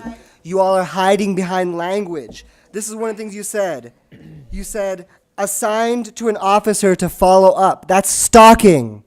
You said informal referral. That's somebody putting a name on a list with no other reason than because that person is black. There's a lot of hiding behind numbers. Wait, one more language thing. What the fuck is a dosage? You guys are talking as if you're the medicine and you're the disease. You're hiding behind language. You're saying this is a risk assessment. You're saying it's a point system. It's a story you're writing about people. It's a story that you're writing about people that's saying that they're inherently violent and that they need to be removed like a cancer. That's, you know what you're trying to do? It's racial profiling that you don't want to admit to us or yourselves that you're racial profiling. And place-based policing is not inherently benign. Place is a proxy for race, especially in this city, which is so segregated. And the thing is, you said it yourself. Predpol is designed to protect property. You all value property more than lives, and you patrol property, especially in developments. When we look at that map that everybody in this room has, that you all have, the place that is most patrolled in downtown LA is this quarantine zone that you're basically designing to protect the new developments right next to Skid Row, while Skid Row gets continually crammed into a smaller and smaller space. So place-based policing is inherently violent. It's harmful, and I don't even know how the people that are supposed to be advocating for any kind of change are actually just green lighting this and saying that it's benign. It's completely bullshit, and you're revealing your hand as completely in line with everybody else here. You're revealing your hand because you're saying, can bias enter into the system? There's 3 to 1 times bias disproportionate against black people already in the system. Next speaker, please. Okay. Susan Price.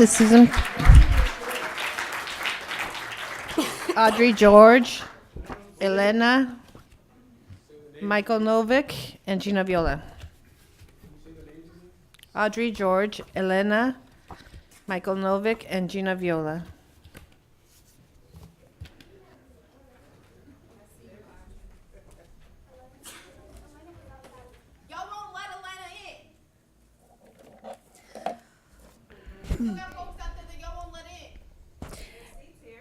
LAPD sells predictive policing to the public as the way to ensure public safety. For who? For property owned by the wealthy? It certainly does not ensure public safety for black and brown people, ever. Your experiment into predictive policing, this experiment has killed people. You can change your language all you want, but you have already, by using language like dosage and laser and extraction and treatment, you have already exposed the way you feel about these communities. That they need to be removed, not just individually through killing, but you need to remove them from the communities they love by creating situations where the city can use nuisance abatement practices to take people out of their neighborhoods. I also so strongly object. I want you to remember that reports about predictive policing falsely seek to justify and legitimize racist predictive policing systems and practices. To this end, they inaccurately create narratives about decreases in crime by selectively choosing which months to cover and report on. These are authored by JSS. JSS is monetarily incentivized to make predictive policing seem necessary to this city in the future. They are an incentivized stakeholder. This is the very definition of conflict of interest for you to have ever involved them in creating reports about the practice of predictive policing.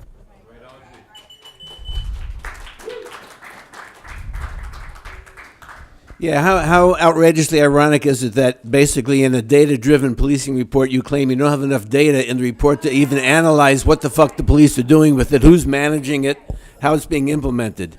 The meeting that generated this report was held in the Board of Public Works, and this one should have been on April 9th, better be, because you had 24 people who couldn't even get in today. Let me tell you what this is.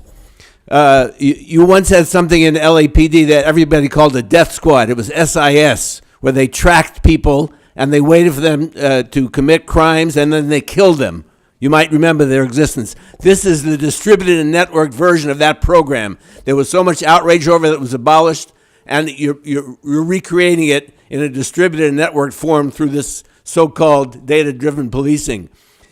When you had that hearing last year, you used other buzzwords. You said data-driven, evidence-based, and we said, no, all policing is supposed to be evidence-based. Evidence is clues at the crime scene. Evidence is witnesses. Evidence is not the biases and prejudices of the police officers or the record of those biases being enacted into arrest records and rap sheets. This is not evidence. And so you drop that language, I noticed this time. You just say data-driven. But that doesn't hide the fact that it's still racially biased policing that's being reified, and there's a rule of data analysis, and the rule is garbage in, garbage out. Gina Viola, followed by Mariella. I have 21 seconds left. Shut it down. Shut it down. Shut it down. Shut it down. Shut it down. Shut it down. Shut it down. Shut it down. Shut it down. Shut it down. Shut it down. Shut it down. Shut it down. Shut it down. Shut it down. Shut it down. Shut it down. Shut it down. So the people did demand this audit, and you were really, really diligent in not pointing that out more strongly. I'm going to read directly from the audit. In general, given the difficulty of isolating the impact of these programs, that's the first time I've even seen that you tried. As opposed to other factors that may impact crime, the OIG cautions against drawing strong conclusions from the available statistics. What are we here for? What are we here for? What is this for? What are all 54 pages for? You said it all right there. In auditing PredPol, the OIG paints a picture that place-based policing is inherently benign. However, hotspot data obtained by the coalition exposes how communities like Skid Row are being quarantined in de facto containment zones. The OIG audits fails to expose the significant and continued relationships among the LAPD, UCLA staff, and PredPol in which crime data is used as a form of currency for services in exchange for providing proprietary technology to the LAPD free of charge. LAPD made data available to PredPol for research and product development purposes. The program is not free. We pay for it, unknowingly, with our data and with our lives. How many of you have been angry about Facebook selling your data? You get angry about that? You close down your Facebook? How would you feel if the LAPD was selling your data, your life? The OIG cites only 2 reports that purportedly evaluate PredPol, but fails to disclose that these reports were authored by the co-creators and stockholders of the program. Again, what Audrey was mentioning. You guys need to think about this. We are not interested in making tweaks to these programs to make them the best they can be. We do not believe in predictive, speculative profiling policing. We see that data, science, and tech produce the exact same results as all the other discredited methods before them. Racist, violence, banishment, and harassment. Shut it down. The next 4 speakers, please. Mariella, Trudy, Angela, and Pastor Q, John Marie.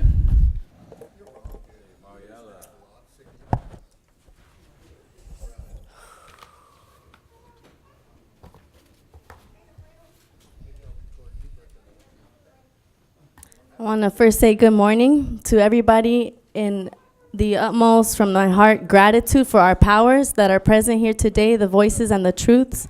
Want to say good morning to the families that wake up with the daily pain. and our rising here present. I'm so grateful for our power, the spirits that allow us to rise up and show up for so many. We are millions, we are millions, we are millions, we are millions, we are millions who are saying, shut it down. We are millions, we are millions, we are millions, we are millions who are saying, shut it down. That does mean no job for you all. That means let go of the chain from the end that you're holding it. You need to let go of the choke hold that's been so old. I haven't been here in a while, and it's sad to still see you there, Shane, playing that role. And everybody carrying a gun right here, acting like a fool. We have millions and millions and millions of people inside prison bars and cages right now. We have millions and millions and millions and millions and millions of people who have been murdered on this land. Stolen lives, stolen bodies, moved by force every day. You know, arrest is violence. Did you all know that? Popo here in the room, every moment that you're exercising that badge, you are exercising violence. You know, every move that you're making here, call it predpol, call it laser, call it fuck the community. It's violence. And I use the word fuck because it's sexually violent too. And you all got to get that together. That means shut it down now!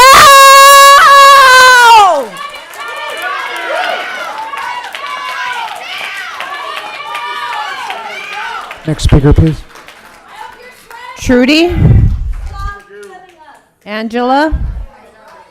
Pastor Q.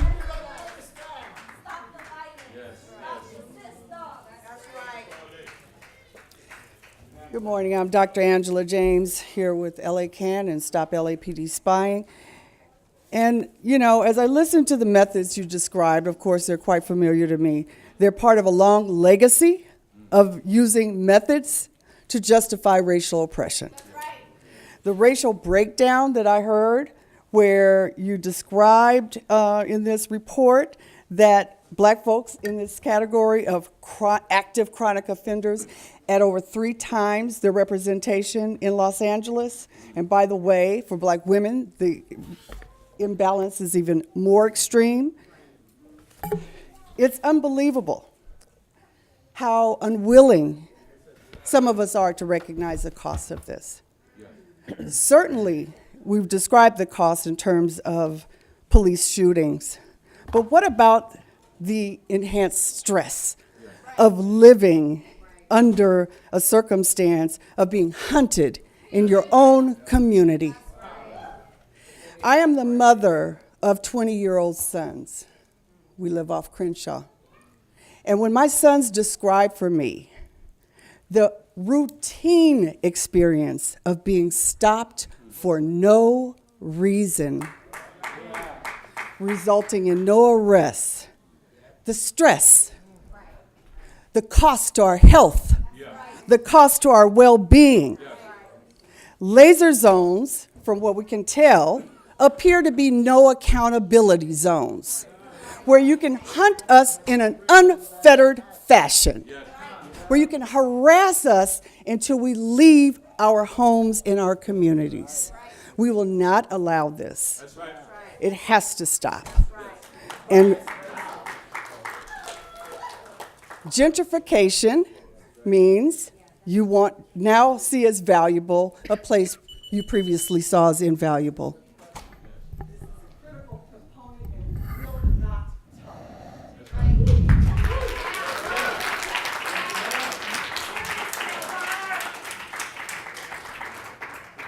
Pastor Q from the church with our walls, Skid Row, and with Clergy and Lady United for Economic Justice.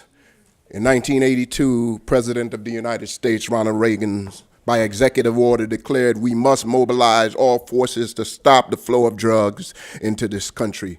So they locked up tons of black folks, and 37 years later, we got mass incarceration. You've gotten insight through cell phone videos, what we've known since the Nixon administration, the law and order rhetoric, that black folks and black communities are targeted and policed differently than everyone else. Today's laser, tomorrow is predpol, yesterday it was broken windows and the war on drugs and Jim Crow laws. Additionally, we know that they say the law and order is a code word for black folks. Just like they say ghetto is the first thing you think of, when you say ghetto, black folks and brown folks.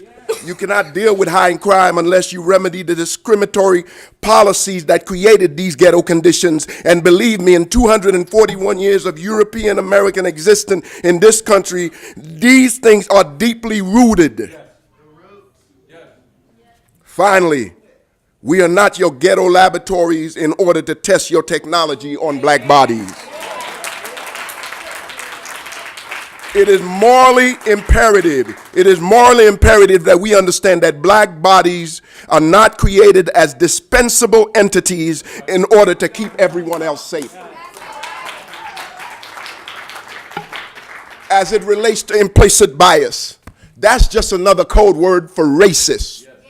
It's just another code word for racism, and it minimizes the impact, and so you use implicit bias just like you try to make it sound good. We're not here to feel good and sound good. Our folks are dying on the street. So as it relates to these programs, in the spirit of theological abolition, we say, shut up!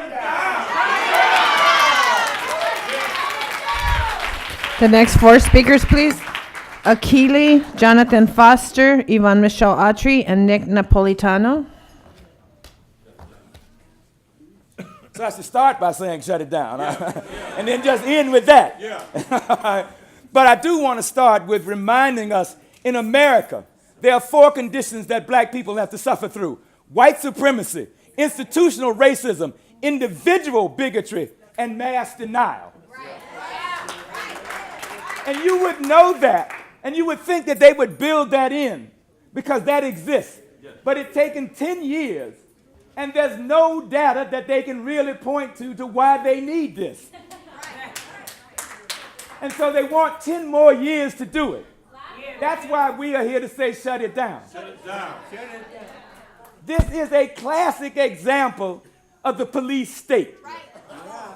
This is what the police state does.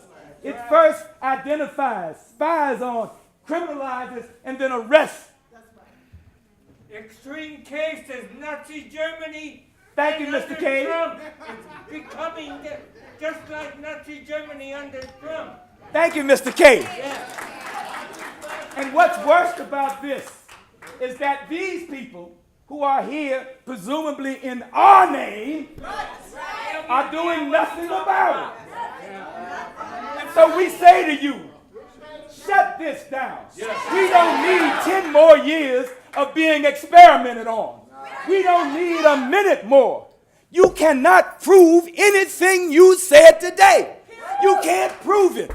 What you can prove... If we get stereotyped. Thank you so much. Listen, for these 2 minutes that I had, I share them with you. I appreciate your testimony, the points that you made, the analysis that you have done. And the most important part is the compassion and commitment you bring to justice. Shut this shit down. Shut it down. Shut it down. Shut it down. Shut it down. Jonathan Foster, please. Jonathan Foster. Father God, thank you for today, and Father God, thank you for your son, Jesus. Putting people in a database who have not committed a crime is an invasion of privacy. It's un-American, it's unethical, is an assumption of guilt, even potential guilt, and it has to stop, okay? And I don't think that all the police are satanic, but I have to put in a small piece of defense for the police, and the problem is they've been cast as if things are not happening to the public. That a person who did something sick to somebody yesterday is committing something sick to somebody today and is doing something sick to somebody a year from now, hold on, or a year later, doesn't need to be addressed. I think it does need to be addressed. However, so many police programs have corrupt elements and are actually being used as a new world order targeting machines to harm whole neighborhoods, to eventually be able to turn the whole neighborhood over in LA to developers. People like Soboroff can become billionaires, who people like Soboroff and his friends, his business buddies, get to keep the wages real down low, and his landowners keep the rent real high, and it creates a false concept of elite versus the living paycheck to paycheck citizens.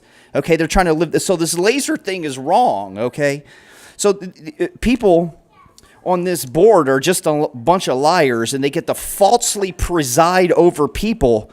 But none of these people got elected to this. They just got appointed up there because they know some billionaires and some landowners, and this is Native American land. This is the Tongva land. That's correct. It's Tongva land. So what are you doing here? I'm part Choctaw. They call me white. I know I'm Scottish, but I know what happened. I don't like what happened.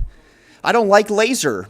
I don't like you targeting all these black people. I was born the day Jimi Hendrix was murdered, another murdered black man. And here I'm trying to stand up for these people. They don't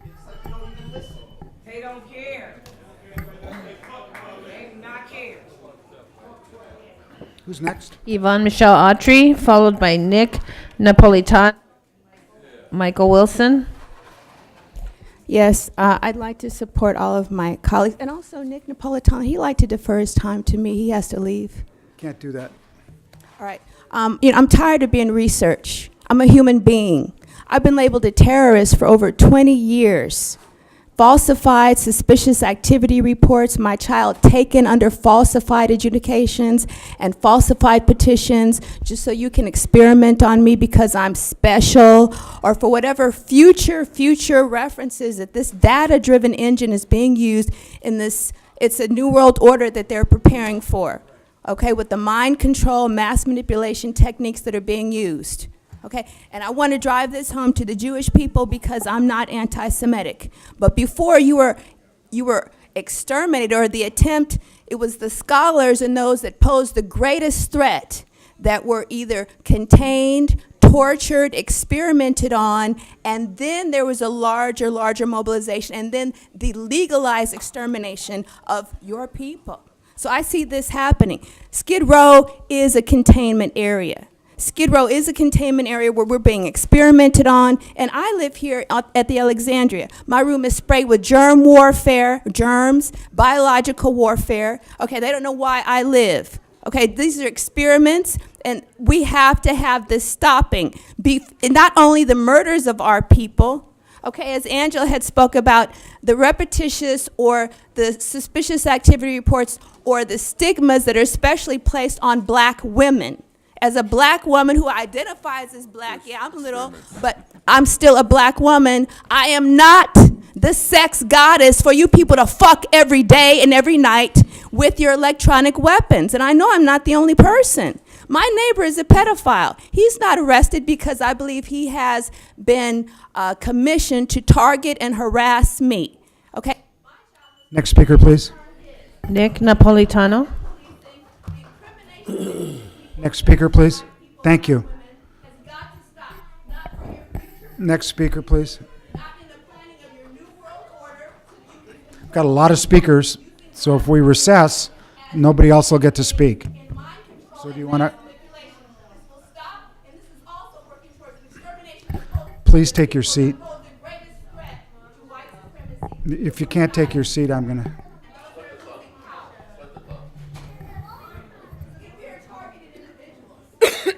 Okay, so this is your warning. I'm going to ask you to leave the meeting. This is his time. We're objecting to the experimentations. Okay, yes, the targeting, the use of the electronic weapon that's causing So cancer. I'd like to ask her, that's would you escort her out, please? Heart Thank you. attack. No, this Next is speaker. his time. We're speaking together. He can speak for himself, but you can't speak for him.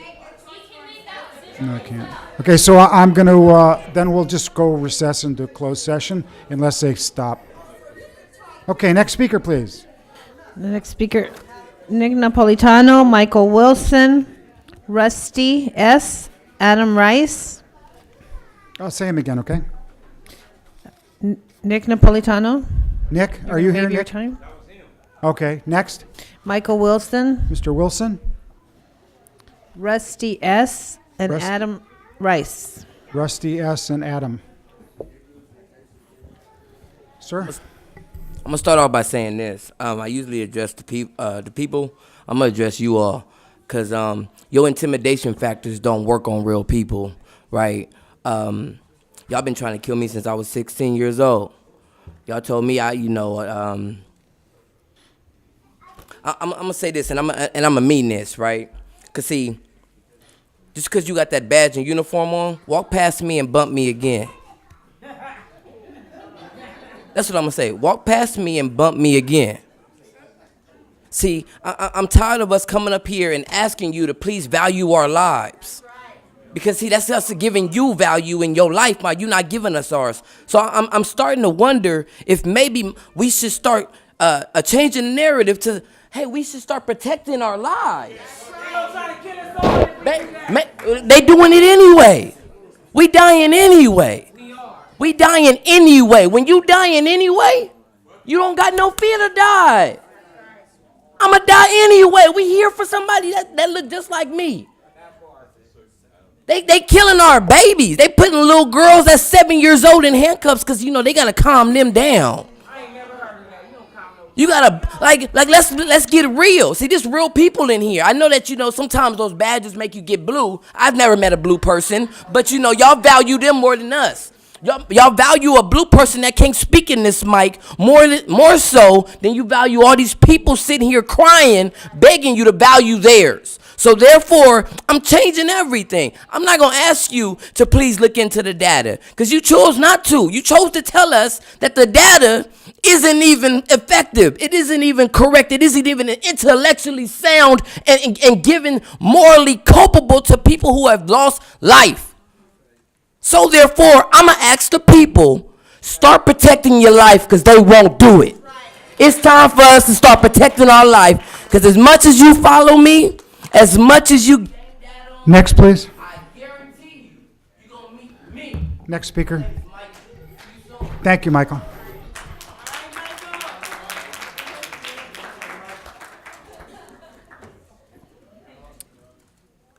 I believe it takes a very special and baffling level of moral bankruptcy to support an algorithm that essentially captures the key fundamentals of Hitler ideology. It's white supremacist software, and it is being designed to isolate the people who are already stuck in their communities and target them and use them for your profit, prison systems, legalize slavery, and anybody that supports that is just as bad as the Third Reich. Anybody that supports that is just as bad as the SS, and it will continue to just get worse and worse given the current trend among the U.S. of far-right populism, which always leads to things like final solutions. And the thing is, the word experiment was used not by these people first, it was used by you first. And you were experimenting on them, obviously without their consent. And if you do not want to be associated with the Third Reich or with, Hitler, I suggest you listen to them when they say shut it down.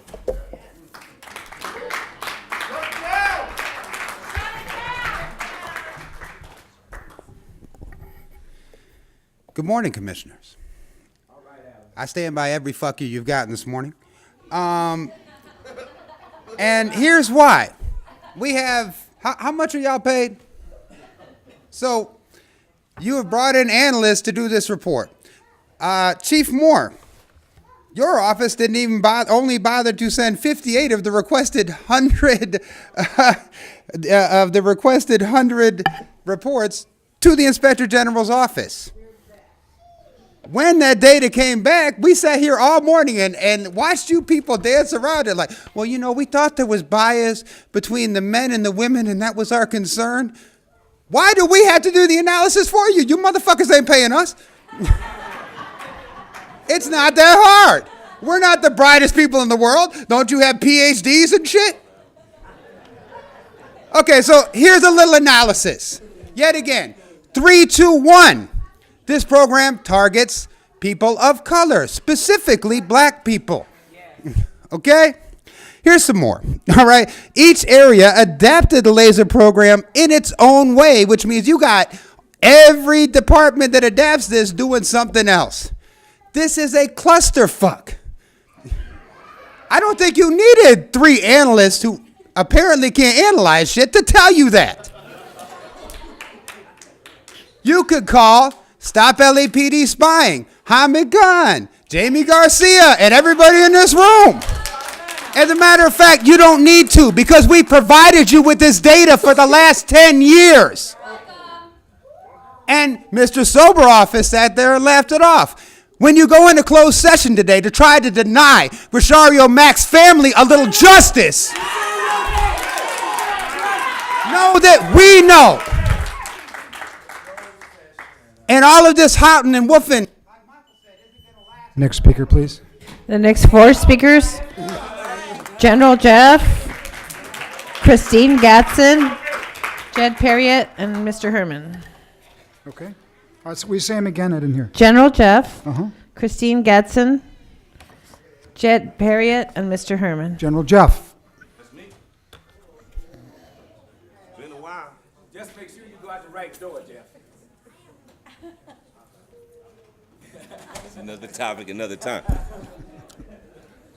Good morning. My name is General Jeff from Skid Row. I haven't been here about a year. It's a new chief, a couple of new commissioners.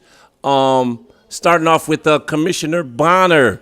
Do you know they punked you out of your question that was very near and dear to this community when you asked these presenters who is actually going to provide the oversight for this program, and then you allowed the Inspector General to come and say, "Oh, I want to answer your previous question," and then it never came back. I hope you still get your damn question answered, because I want to know that answer too. As far as predictive policing, like what is this? First of all, change the damn name. You can't predict shit. Let's start there. How in the hell? What, you got a magic crystal ball?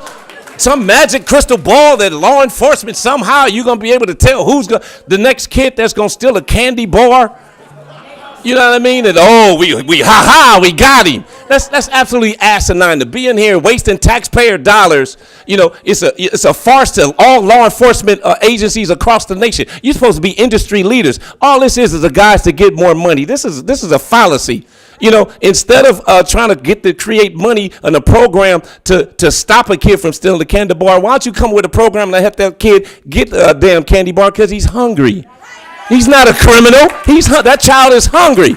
Y'all don't even understand. And as far as the data already exists. It's called recidivism. Start there. You already got data. So that shows this is nothing but in a capitalistic society. The LA Police Department is a capitalistic entity, and all you're trying to do is get more money. So you come up with this. And based on that report, that presentation I heard now, that's a farce. That's nothing there. So all this is you just trying to increase your budget from $2 billion to $3 billion. You're pushing this fluff and going to sign off this. It's not about killing people. It's about some goddamn more money. You ought to be ashamed of your damn self.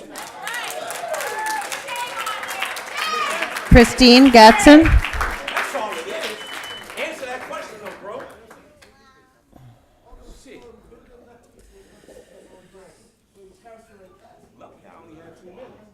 Chief, you say that violence is not evenly distributed through this city, and so you have to use place-based data. And you say that you must rely on academia and research and talk about those things like they can't be racist as fuck. You over-police poor communities and communities where black and brown folks live, and then say it's because of you're there because of disproportionate amounts of violence. But your presence in those communities,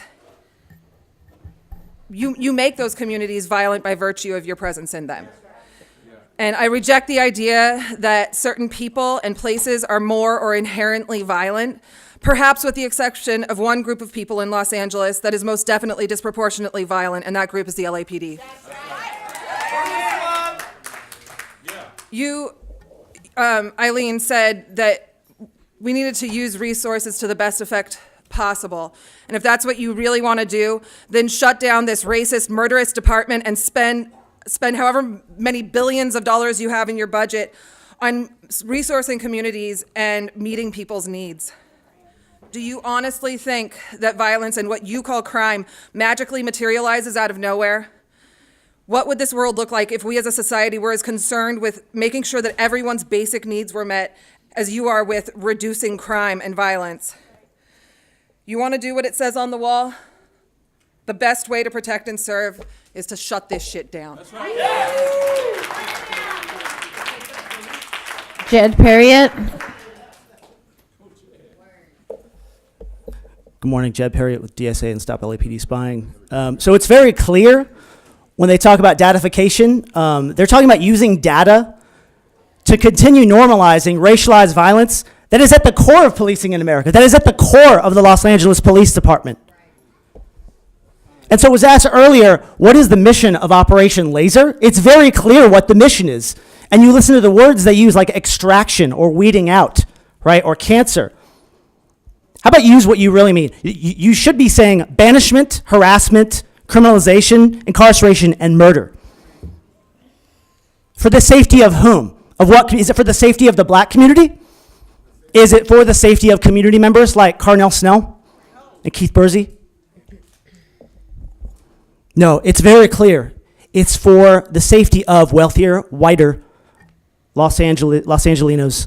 It's to make them feel more comfortable moving into. It's to make them feel more comfortable colonizing neighborhoods that have been neglected for so long by our resources. Our resources, most of our resources in our city go to the LAPD and programs like this so that developers can come in and continue making money and profiting, right? It's for gentrification. That's what this is all about. It's displacement, colonization, gentrification, and you're continuing to normalize it and using programs, and we're seeing through the bullshit. The community is going to continue rising up. We are going to rise until it is completely abolished, right? What do we say to predictive policing? What do we say to Operation Laser? What do we say to the Los Angeles Police Department?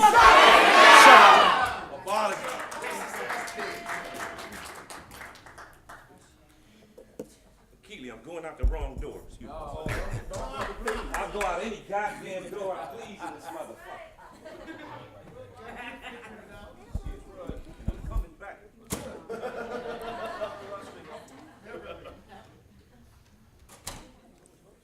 The truth has spoken. Your constituents are on an uprise of civil disobedience to control the element of white people like me, to prevent us millionaires from stealing from the so-called data of Mr. Samuel and that of Miss, is it Camille? Yes, Camille. Such a great report. But you see, I don't have to do the research. The people have spoken in their outcry. Why do you bring such lies before the people who pay your bills and put you behind the white picket fence like me? Now you understand the illicit rating of data, how programmatic you've created a hostility in our communities by misleading all of us through the gentrification and hopelessness that we believe in one hope, one nation, and fuck America? No. We are America. We are gonna stand for our civil rights. Brown Act, Bain Act, and every California title constitutional protection that we have. And we're gonna take it to you, Mr. Inspector General. Fear the dark night. Fear the dark night. For the rise of the civil disobedience is coming. And we shall shut down this Gotham of LA and become the new Antichrist. Hail Steve Soboroff. Hail Steve Soboroff. We have a motion for approval of the Inspector General's report. No, we're not. I don't think we're holding. I think we're just. Are we holding the Inspector General's report? You're voting in 2 weeks. I thought we were holding. Mr. President, what I would suggest you do is you continue the item for the department's report back on April 9th. At that time, you can approve the department's report, the Inspector General's report, or whatever your action would be. Also entertain whatever action the department recommends. Okay, we'll do that. I would- Where's the SAR audit? Let's go to item number 2B. Where's the SAR audit? Where's the Let's go to, we're going to go to item number 2B. You need a motion to continue the item. A sir. motion to continue? All in favor? Aye. Okay. Yeah, okay. Where's the SAR audit? You can talk during public comment, but not now. Thanks.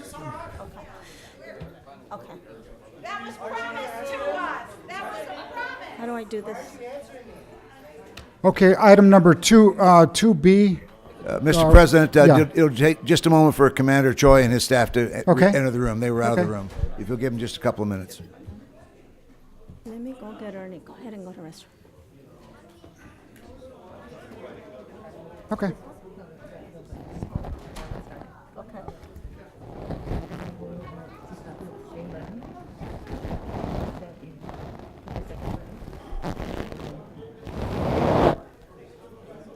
Stop. Reset. Okay. Questions on this one?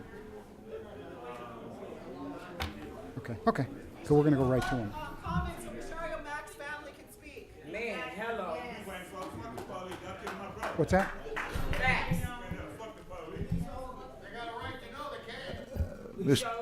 Mr. President, I would suggest that you take public comment at least until the commander is ready to Okay. present. So let's And- let's start with public comment.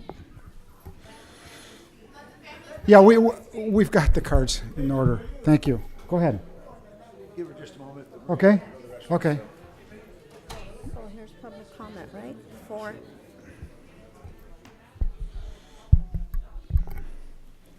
Then we'll go back to 2B. We'll go back to the chief report.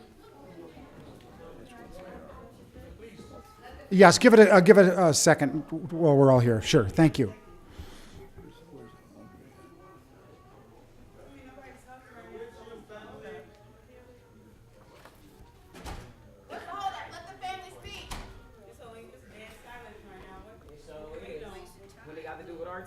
Mr. President, I don't have the specific cards. I don't know the name, but if you would allow the Mack family to come forward and speak, then I would.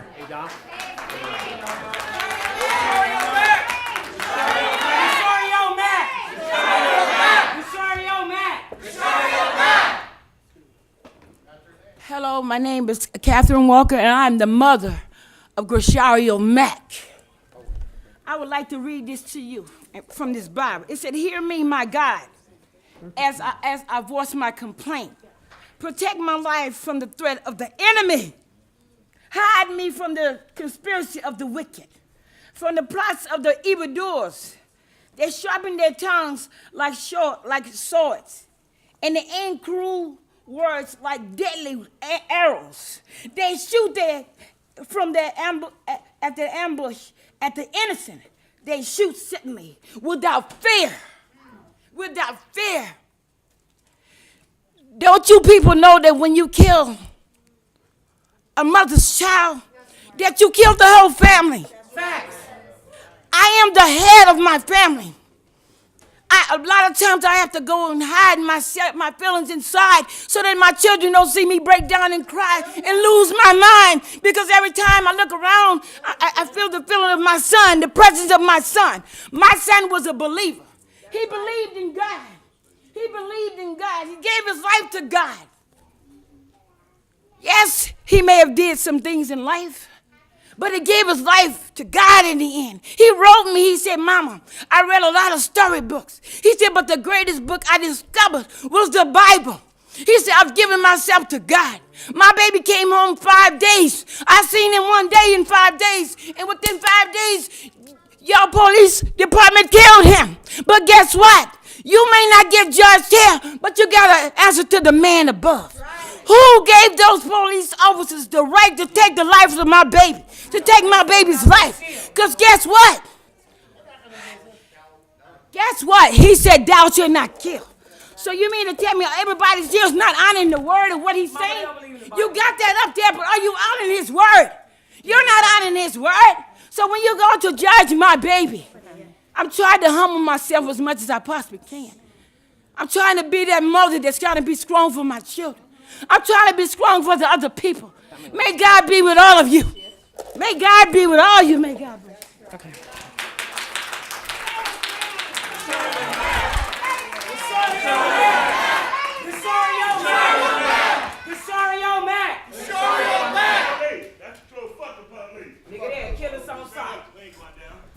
My name is Ariana. I'm Grishario Mack's little sister. You guys don't know what y'all did to my family. I don't know how you guys eat and sleep. I can't even eat or sleep right since you guys murdered my brother, murdered him. I can't even go to the mall that I used to go to because you motherfuckers killed my brother. I used to go there for a pretzel and a smoothie. I have yet to drive past that motherfucker because it gives me fucking goosebumps. It turns my fucking stomach at night. You know what? Maybe about a month ago, it was just me driving down Vermont, which is I guess you could say a ghetto neighborhood, which I live in. I'm just driving down the street, and my daughter is asleep in the back seat. I see the cops behind me. They say, pull over. I'm like, what? Okay, I got my license. My registration is up to date, so what the fuck could they be possibly pulling me over for? So I pull over. They say, roll down your back windows. I roll them down. Roll down your front windows. I roll them down. They come to my car with their guns drawn. Say, oh, I'm sorry, miss. It's just you and your daughter in here. Oh, she's sleeping. I said, so what was the purpose of you stopping me? Oh, it was a misunderstanding. But you got your guns drawn. Right. But your guns are drawn for what? And you have no explanation. And my daughter, I thank God that my daughter was asleep. My daughter fucking hate the police. At the age of 5, she hates the sight of you motherfuckers. And I hate that I make you feel like that. Because we don't even feel safe with you motherfuckers. We don't know if you go protect and serve what? Protect and serve what?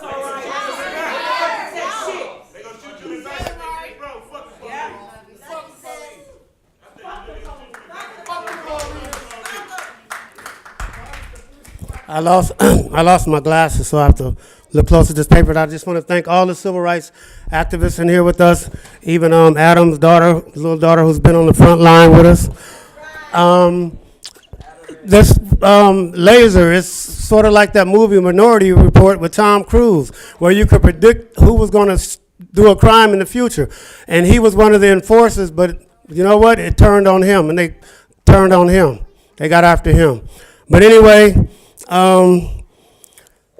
this is about my son. My son, it was on Monday, April the 10th, 2018, a day that I would never, ever forget, and it would haunt me for the rest of my life, me and my family.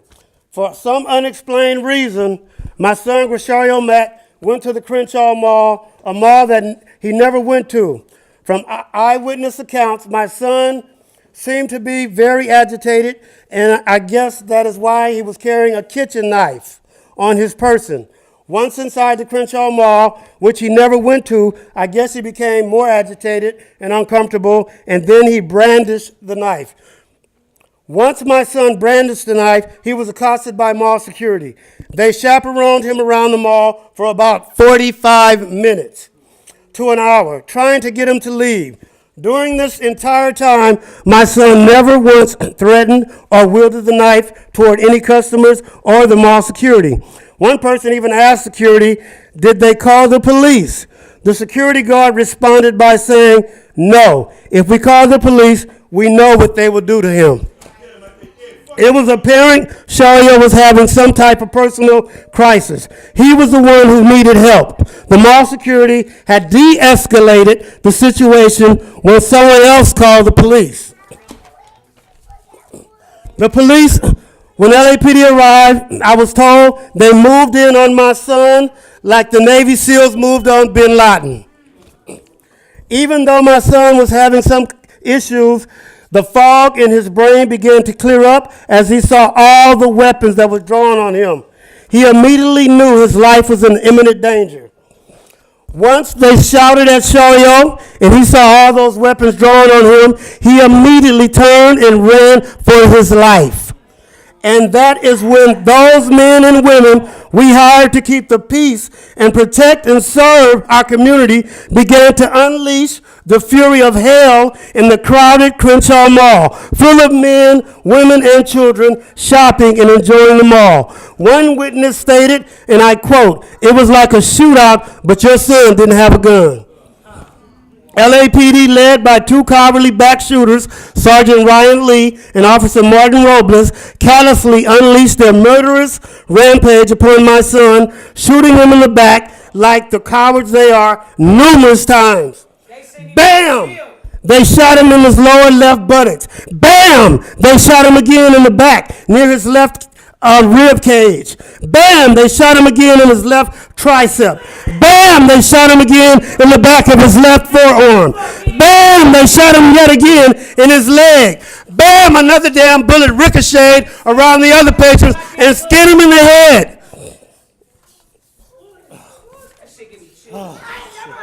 Hold on. I'm not through.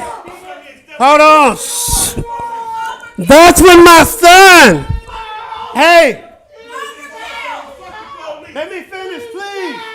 I'm stating facts so they can go back here and deliberate. They're not gonna deliver nothing, Bob. Please be quiet. Don't give a fuck. Please be quiet. That's when my son, Phil, please be quiet so they can hear this. They got to go talk about it. Please. Calm my family down, please. I got to finish, please.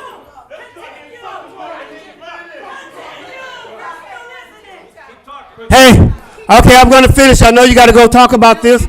That's when my son fell to the ground. The knife. So whoever was thinking if he had a knife or not had a knife. After that last shot in the leg, I named 6 shots already. My son, the knife fell out of his hand. My son lay there face down in a pool of blood. But my son was still alive. None of those wounds were life-threatening. By the grace of God, Shario still had a chance at life. He still had a chance to see his 2 beautiful daughters again. One who just celebrated her 10th birthday last week at her father's grave site. He still had a chance to see the rest of his family. But no, as if that wasn't enough, as my son lay there face down, only armed now with his beautiful blackness and still life in his body, one of your very own, to protect and serve, LAPD officers took it upon himself to become my son's judge, jury, and executioner, and walked over to my son at point blank range and fired the death blow into the middle of Grishario's back in front of all those horrified men, women, and children in the Crenshaw Mall. And my son took his very last breath. As he took his last breath, a female officer walked over and kicked his now lifeless body as if he were a dead dog. In closing, I ask this commission, is this truly the policies of the Los Angeles Police Department? Thank you.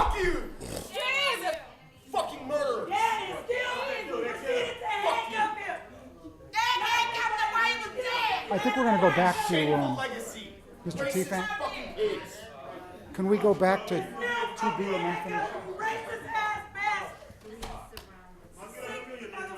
Okay, we're going to go back to item number 2B on the homeless report. This is what you condone. This trauma is what you condone. Break won't be incurred.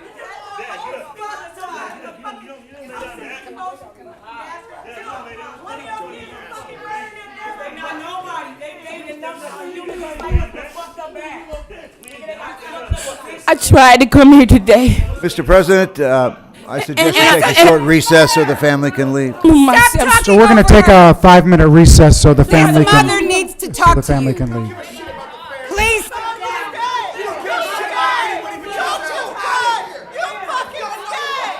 Keep talking, sis. I come in peace, sir. I come in, if any of your parents out there, Let's give if the any mother of you a out chance there to speak. parents on this Why don't you ground sit down and we'll that's let the mother hearing speak? me. If you don't sit down, we won't let her speak. Family, Sister Cat is going to speak now. Sister Cat needs to speak. and we need you to listen. That's fine. Let's give I her some want respect, everybody to please. know that sits here on that panel. If you're a parent, if you're a sister, if you're a brother, and you've lost anyone that's close to you, my daughter once wore a badge. My 2 daughters still wear a badge. And every day they go and they wear this badge and they got to protect and serve. But yet you took their brother. But despite y'all taking their brother, they're still working their jobs. Because you know what? They got a praying mother. That's right. And the Lord has spoke to me and told me. He said, write down your vision. He said, write down your vision in the back of 2. He said, write down your vision so he that read it may run when they read the vision. He said, because the vision is for an appointed time. And my vision is justice for my son, Goshario Matt. So when you go in to make the ruling on my baby, may God be with you. Ask God to guide you and lead you so that you may not make the mistake of condemning an innocent man and condemning his family for the rest of my life. Whatever it may be, I don't know what it is. But every day I got to get up and ask God, Lord, lead me, guide me, show me, heal me. Because I'm the head of my family, I got to be the peacemaker. I got to be. But I only pray that when y'all go in there and make the decision on my baby's life, just know in the final moments, before you make that decision, call upon the Lord. Because if you make the wrong one, then who will have to live with it will be all of y'all. So peace be with you. Thank you. Peace be with all of you. Say, Goshario Matt. Goshario Matt. Goshario Matt. Goshario Matt.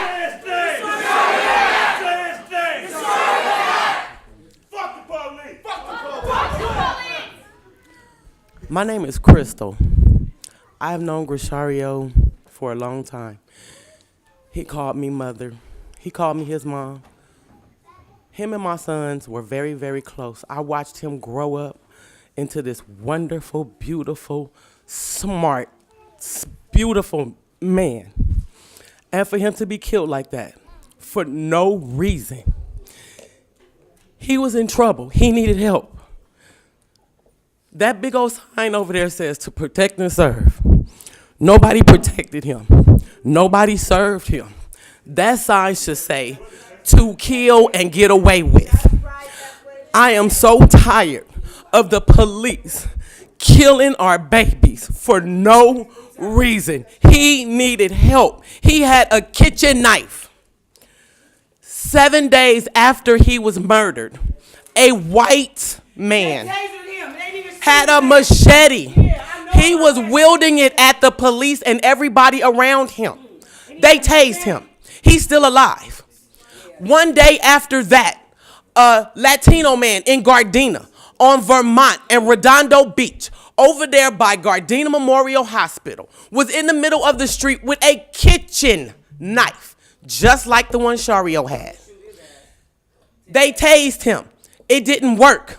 Guess what they did? They shot him in the hand. He's still alive. Why couldn't somebody do that with Shario? Why couldn't somebody take the time to just pay attention? He wasn't wielding nothing at nobody. But I have one question for you guys. Just one question. Just one question.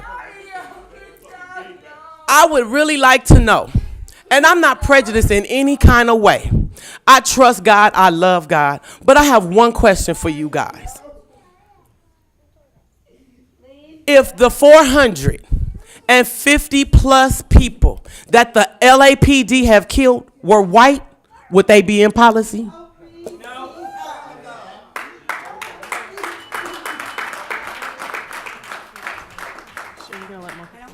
I want to say, you know, even after all this, I still love my black ass life. I wouldn't want to be any other race. I love my black ass life. Y'all would never make me hate where I came from. It's just. Say his name. Say his name. Say his name. Say his name. Fuck the police. Don't fuck with my family. Fuck y'all.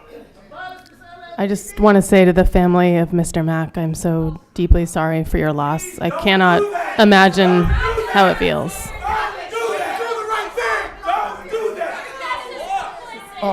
We're going to recess. Hold on. We're going to recess to close session, then come back and complete the meeting, but we're going to go do the adjudication now. You can show with your behavior and your decision that you're sorry. You do what is right by this family.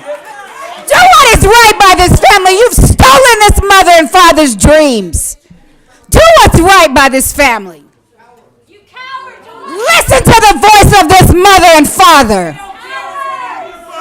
Do what's right. Do what's right and make a different decision. How can it be possible that murder is in policy? Commissioners will now recess into closed session to discuss item number 5A1 in accordance to Government Code 54957.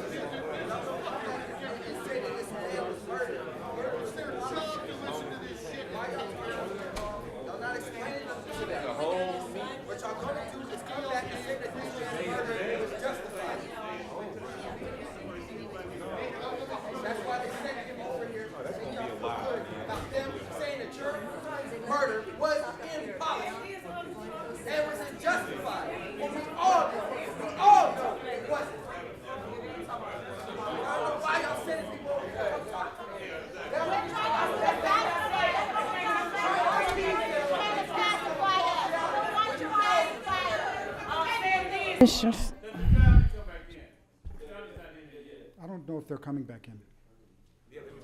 We'll find out. It's a good point. We've already talked to the family outside. Are the family coming back in? Yeah, I don't think so. Okay. Okay. Okay, well, let's give it a second if they want to come back in.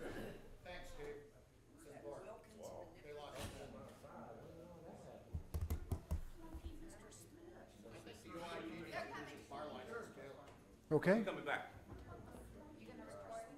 Who's is anybody recording any of this? Yes. We got it too, Jeff. That thing works.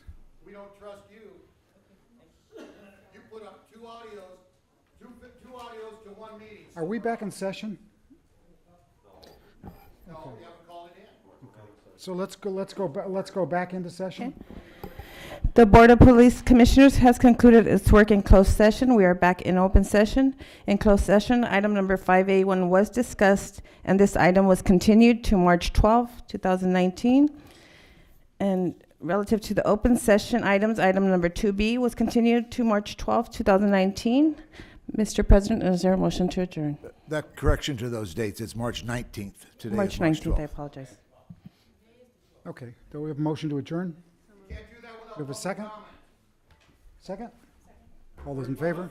We had already. You can't do that. Brown Act, Bagley King. Okay. We got you. All those in favor? Aye, thank you. Meeting adjourned.